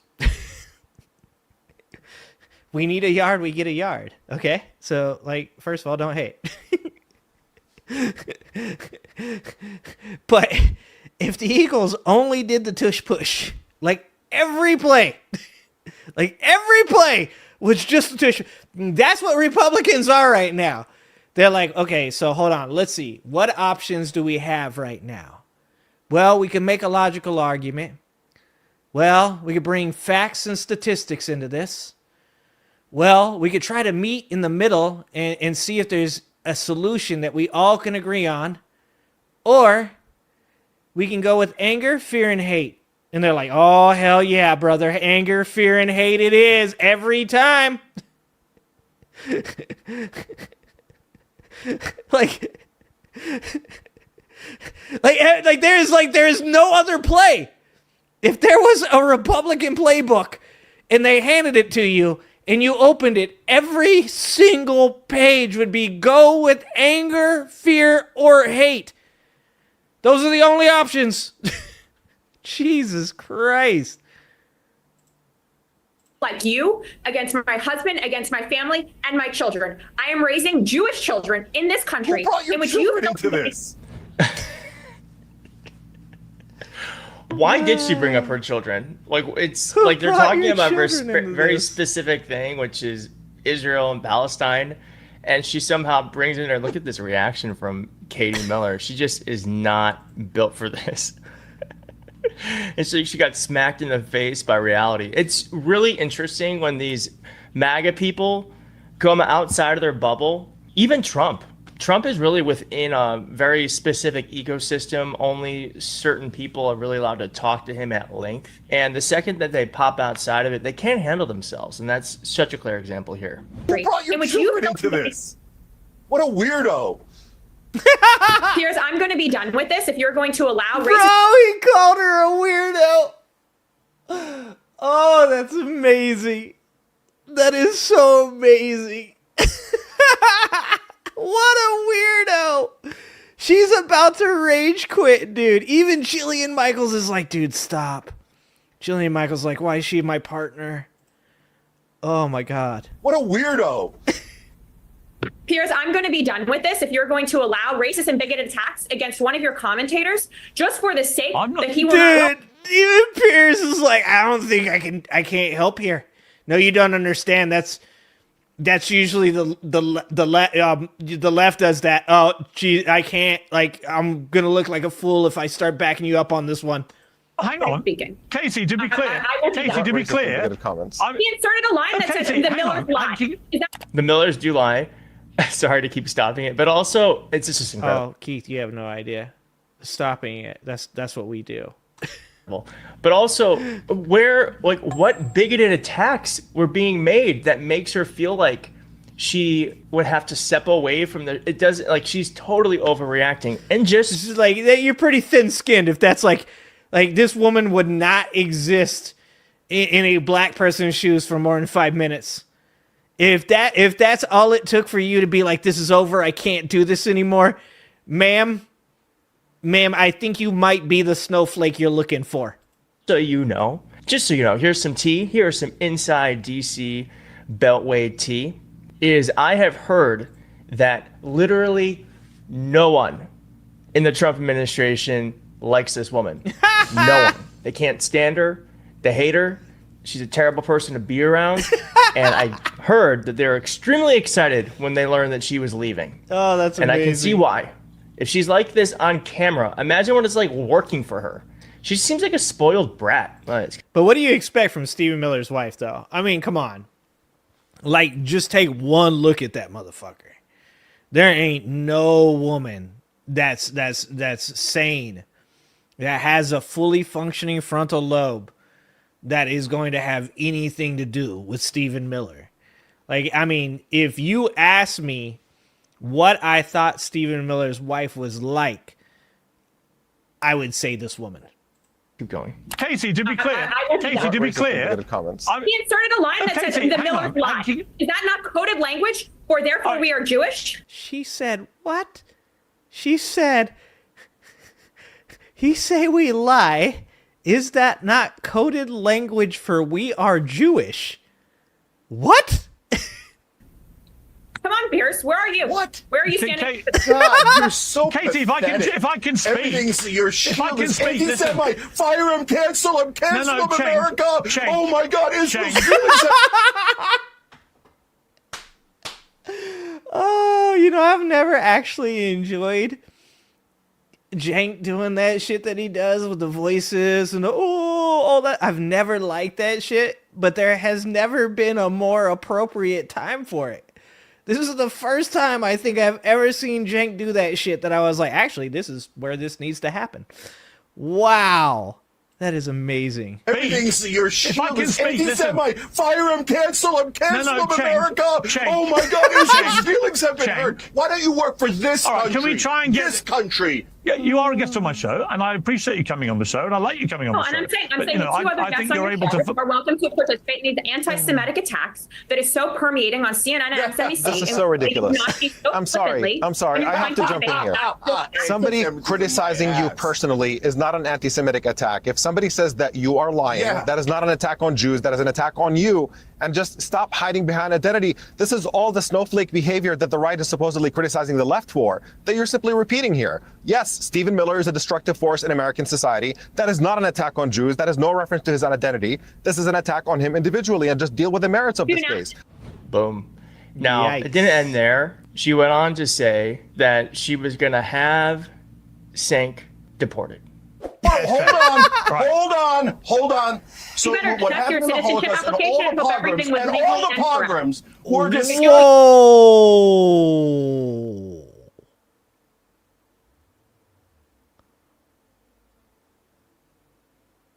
Imagine if a left-wing person were to go that route, like with somebody.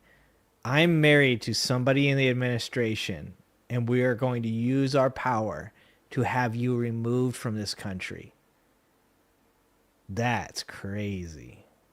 Wow. Hold on.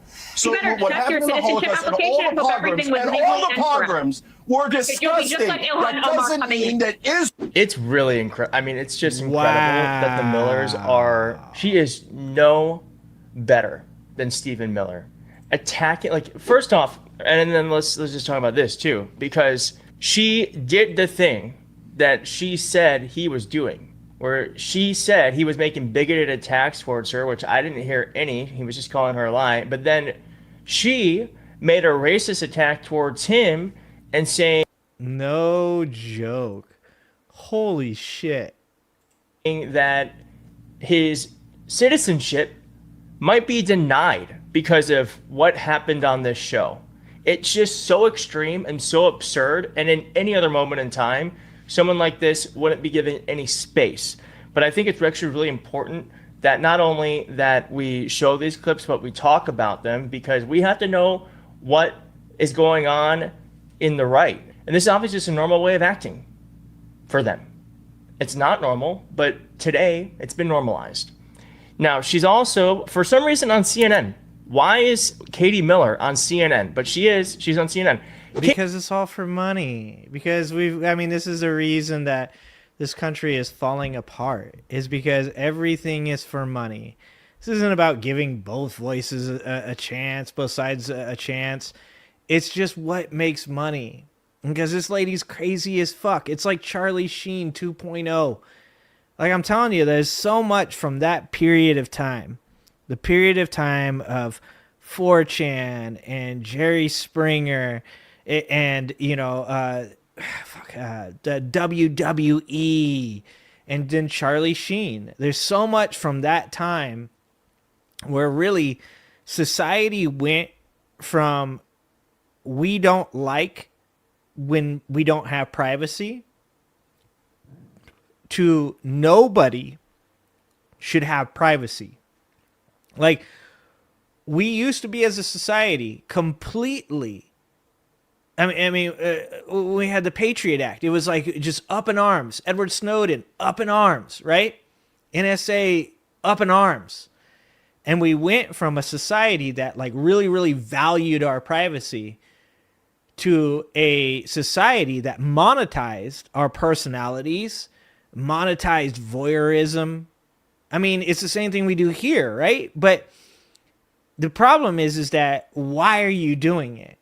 Are you doing it to make money, but you also understand that like anything that you do that is like in a negative realm, bringing the country or the people around you closer to like a negative outcome? Or are you doing it to, be actually entertaining? Not lowbrow, fucking people are crazy. Look at Charlie Sheen have, a drug-addled, rambling speech on stage. Like, I have a friend who went to one of those Charlie Sheen things, and he's like, he just sat there on stage, just drugged out of his mind, just rambling. People just love train wrecks. And now it's like everything's a train wreck. The reason she's on CNN is because if they don't bring her on CNN, Fox News gets all the money. That's the same reason that Piers' show there is one of the largest and fastest growing shows on the internet. Because it's just a shit show. And specifically Americans, but a lot of people outside of America, love nothing more than watching a shit show. Katie Miller on CNN before me. I'm not jealous. I'm just saying. I don't really need to be on CNN, but I've never been asked. Katie Miller's on CNN. Why? Because she's the wife of Stephen Miller? Like, what power does she have? What decisions can she make? What insights can she give that are actually, valuable? But let's also remember that, think about the fact that Republicans... And who the fuck is she? Who the fuck is she? No one cares. It's just Stephen Miller's wife. In Congress, we're willing to find the money to extend the 2017 tax cuts for millionaires and billionaires, but we're saying we can't find the money to extend subsidies for healthcare while we try to decide how do we fix the system so we don't need those subsidies. I mean, I think that's part of what is galling the American people is we can't find the money to help average Americans, but we can find the money to help millionaires and billionaires. You can find the money to help illegal aliens. 40% of illegal alien head of households are on health care that is being paid for. And so here's what they're doing. They use the term illegal aliens. They're never actually referring to anybody that's here illegally. Not a single fucking time. Every single time that you look into the things that they're saying, it's people that are here on work visas, people that are here under protected status, people that are here under asylum. Whether or not you agree with the way that Joe Biden chose to run his immigration policy, you don't get to call people illegal that were here legally under another administration. You can sit here all day long and say that you don't agree with how Joe Biden did things, but it doesn't matter. Joe Biden allowed these people in the country. He gave them protections against deportation. He gave them status that allowed them to be here. And this is just covering the most basic and egregious of this topic. There's all kinds of complexities to what these people claim are illegal. They just use the term because they know there's a bunch of fucking morons out there that are like, yeah, illegal. I like when she says illegal because you know these people are illegal. Illegal going to take my job. Because they're morons. And they're easily fucking manipulated. Because he loves the poorly educated. And smart people don't like him. For by you and me right now. No, they're not, actually. They can't buy into the exchange, actually. They are. Not only that, but that's literally a lie. That's just not true. There's no way that they can buy health insurance on the Obamacare exchanges. So not only are they asking this lightweight bigot to come on their channel, they're also letting her just lie with impunity. It's absurd. It's offensive. It's one of the reasons why CNN, MSNBC, and the rest of them are declining, because this is the bullshit they put on their airwaves, and rightly so, that they're losing power and people aren't paying attention to them anymore. And I'm so grateful that we can at least be here and be a check on all this stuff. I mean, I would certainly be very interested to know what Karen Finney, who's the woman on the left there, thinks about this, that she has to debate with someone who has no qualifications, lies. She's been doing this for years, and Katie Miller just shows up because why? Infuriating. But thanks for watching. Yeah. Infuriating is definitely a word for it. Whoops. That's definitely a word for it. There's other words for it as well. Fucking moronic, absolutely ridiculous. There's a lot of words for it, and none of them are nice. And, you know, do you guys remember when it was a big thing that Kim Kardashian and them were all famous? Like, people were like wearing shirts that said, "Stop making stupid people famous." Right? And now those people are in charge of our government. It's fucking crazy. It's crazy. But that's literally it. You can draw straight lines from shit like reality TV, from Jerry Springer, from 4chan and trolling, Call of Duty lobbies. Like, you can draw straight lines from the lowbrow mentality of those things to where we are now today, because those things were acceptable fringe things. It was like, if somebody was trolling, it was like, yeah, but that's not like the majority of society, so it's okay. If somebody believed in like crazy conspiracy theories, it was like, yeah, but that's just like a few people, right? If, you know, somebody made really like dark, edgy, fucked up jokes, it was like, it's just that one guy, though. Who cares? And Donald Trump, he broke the system. And I think people really don't give him enough credit for that. It's the one thing he did really well, is he took a system where many people sat on the couches and said, we don't want to vote. We're disenfranchised. There's nobody that represents us. Both sides are bad. All politicians are corrupt. My vote doesn't matter. And he scraped those people off the bottom of the barrel. And he said, if you vote for me, I'll be that person. I'll be the person that you guys all wanted this whole time. This person that was unimaginable a long time ago. I'll come. I'll make it fun. I'll give people insulting nicknames. I'll make debates fun to watch. I'll mean tweet 24/7. And you'll be a part of this.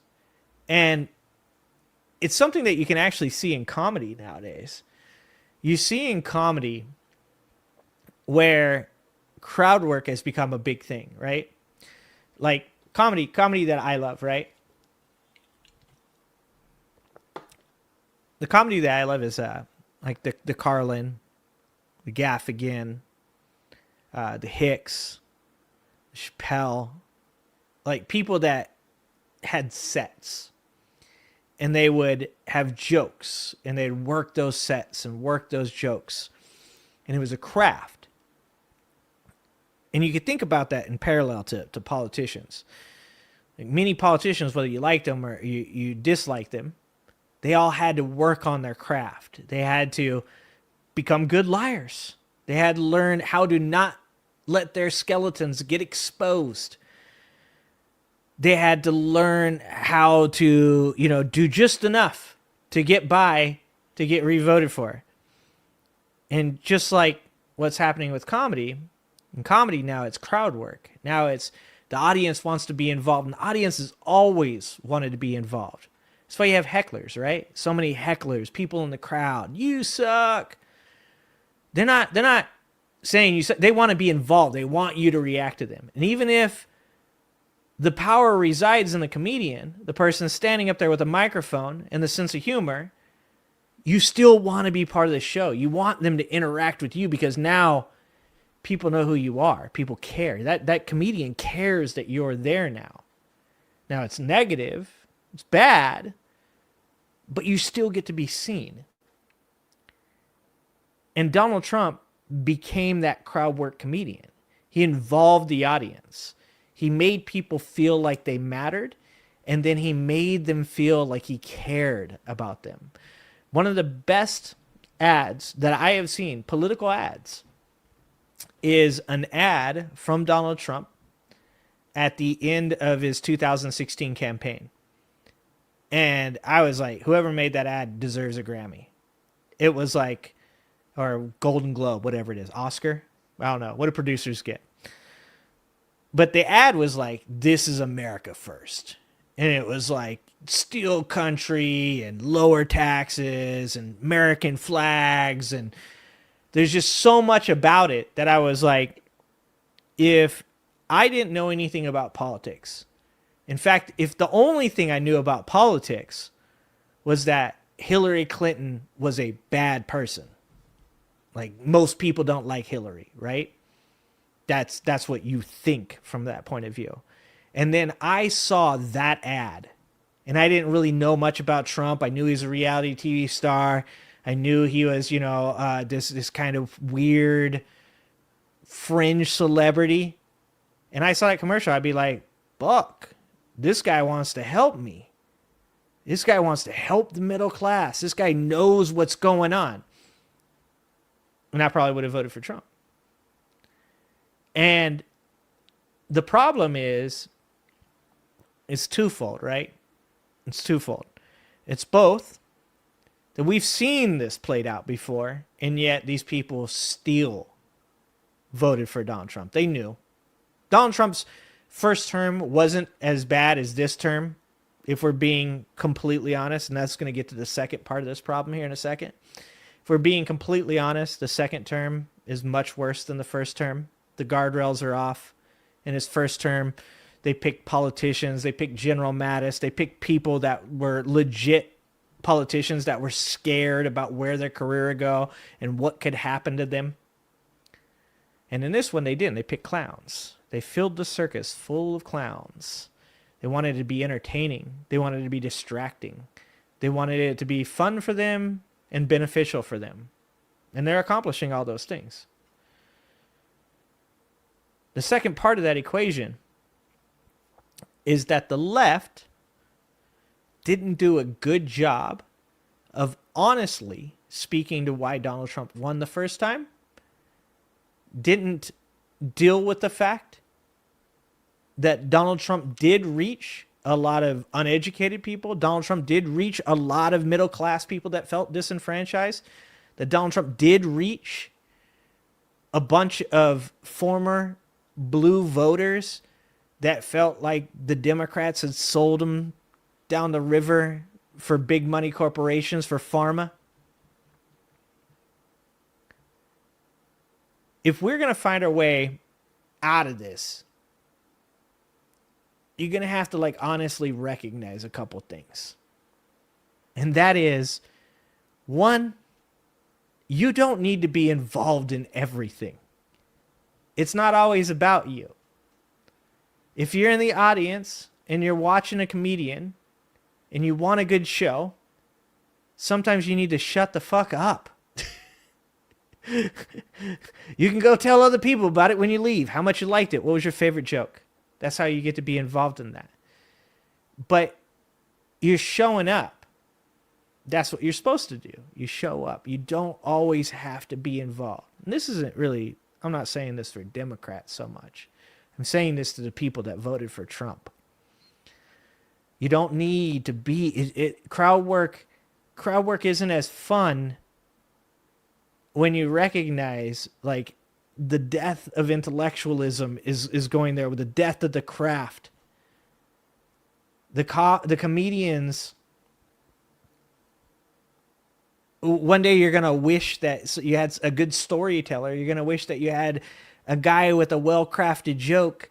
You're going to wish that there was somebody that stood up on that stage and could make you laugh, not by doing something as cheap and basic as working a crowd, but by being intuitive and saying things that are relatable. And that person's not going to be there because that person only existed because their success was dependent on how good at their craft they were. You need to, first of all, recognize that being a part of the show is not always the most important thing. You come there for a reason, and that's because you want to see that person do something that matters.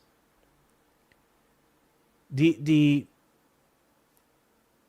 thing that we need to remember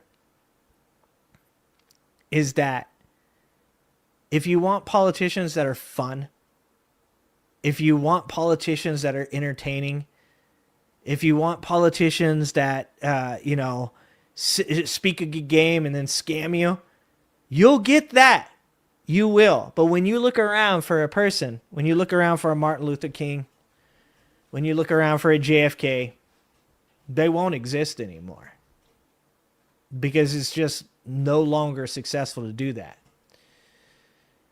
So, first of all, you don't have to be a part of the show. And that's, like I said, that's for MAGA. That's for MAGA. MAGA, you're killing the craft. But for the left, the other way to get out of this is to be honest. Be honest with yourself. Recognize the gains and support the craft, right? Like, you don't have to love everything about an author. I have books on my shelf right here. Let me go ahead and hold this one up. Any of you guys know who Orson Scott Card is? Orson Scott Card wrote a book, a very popular book, a super cool book, one of my favorite books, called Ender's Game. Orson Scott Card is not a person that I agree with his personal beliefs. In fact, there was many people that you could consider probably liberal back in the day that equated Orson Scott Card's book, Ender's Game, to Nazism. Because in the book, spoiler alert, he destroys a whole race of aliens. And they called the book, they said the book was Nazi apologia, right? Maybe it was. Maybe it wasn't.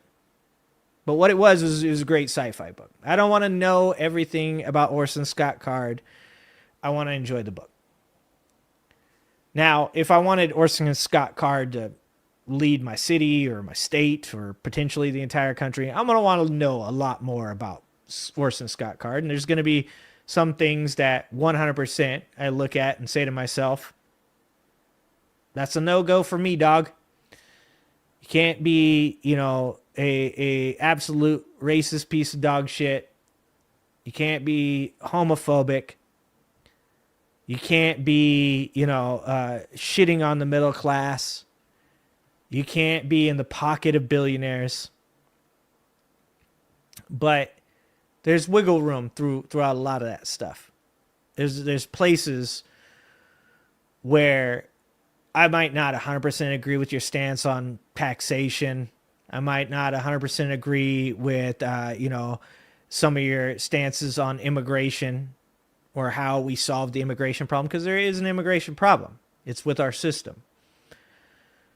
But there's wiggle room. And I think for the left, because I don't think the left wants to be part of the show most of the time. I don't think the left are the people heckling in the crowd. And I think is the left are the people that don't show up and buy tickets. I think that's what the left is.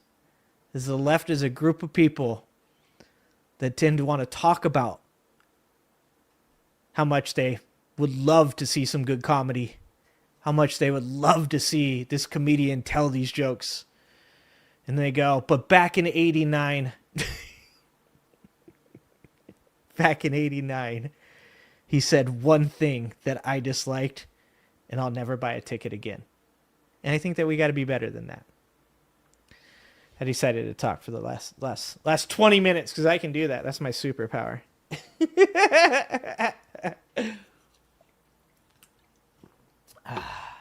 You guys got Visora coming up next. You guys get treated to the 3 best shows, okay? Back to back. You get Pastor Benjamin, then you get me, and then you get Visora. That's a treat. We're coming up November 3rd. November 4th, I'm sorry. November 4th. It's coming up. Prop 50 coming up. Okay? I don't care. I don't care if you don't like Gavin Newsom. You need to be showing up and voting yes on 50. I don't care if your Democratic candidate said something in 68. Actually I do, because if they said something in 68, they're probably like 90 years old.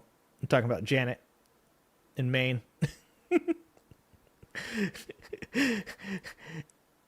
There's a lot at stake right now. There's a lot at stake.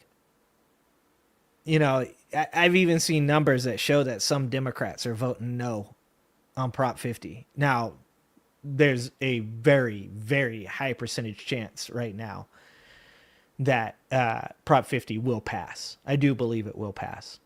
But I do see there's a percentage of people on the left that are voting no on 50. Because they don't agree with some small part of it. Because they look at one small part of it. And they're like, but I don't like that. And that's just crazy. You're gonna throw America out the window because it's just one small part of it you disagree with. There's 95% of it. You're like, all of that's good. There's this little part of it. I don't like it. You should show up on November 4th. You should vote. If you have a local contest or a state contest coming up November 4th, buy a fucking ticket. Show up and vote. Because you don't get out of this by being the stay-at-home people. That's how we got here. That's how we got here. Look, I agree with my lefties, my hard lefties. I don't always agree with you guys, but I agree with you guys when it comes to people being killed, children being killed, women being killed, non-combatants being killed. I agree with you guys. But I don't agree with you guys staying home. I don't agree with that. I don't think that it added any positive outcome to where we're at. And I don't think that it's a process that should be repeated. We can argue, we can fight, we can choke each other out on the sidewalk after the fact. But we got to get there first. So please, every single one of you guys out there, please, November 4th, show the fuck up and buy a ticket. Okay? All right, guys.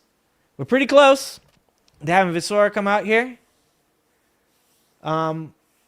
I'm going to call it a night, and I'm going to go talk to my kids, see my wife, and enjoy the rest of my evening. And if you'd like to see more of me and the show that I do on my channel, you can always check me out over on The Angry Ginger. You can also check out my videos I put out on the Angry Ginger Live Clips channel. And we do streams on Saturdays. I also have a Wednesday stream, but, you know, I'd rather you guys are here supporting what we do here. So I love you guys being here, and I really appreciate all of you guys for the time that you spend. And look, you might disagree with me on some things. I think that's okay. You might disagree with me a lot of things I said tonight. That's okay. We all have the same fundamental values. We want healthcare. We want UBI. We want people taken care of. We want Trump to stop doing all the dictator shit he's been doing. So let's get it done. All right, guys. Love you guys. Appreciate you guys. I hope to see you next time.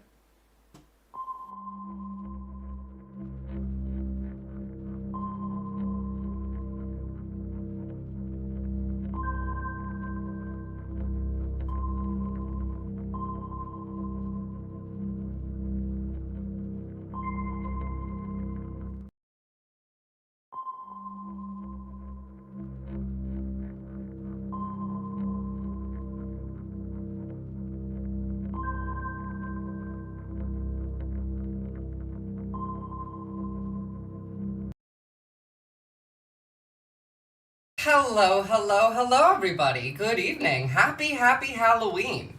Now, before we go any further, I guess I gotta address the tad little bit of domestic terrorism that is my, attire today. I know, it's not NSPM 7 compliant with gender roles. I'm so sorry.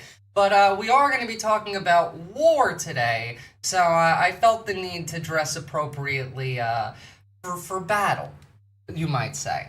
Now, we're going to have a lovely guest come on and help with the analysis of the new war that our peace president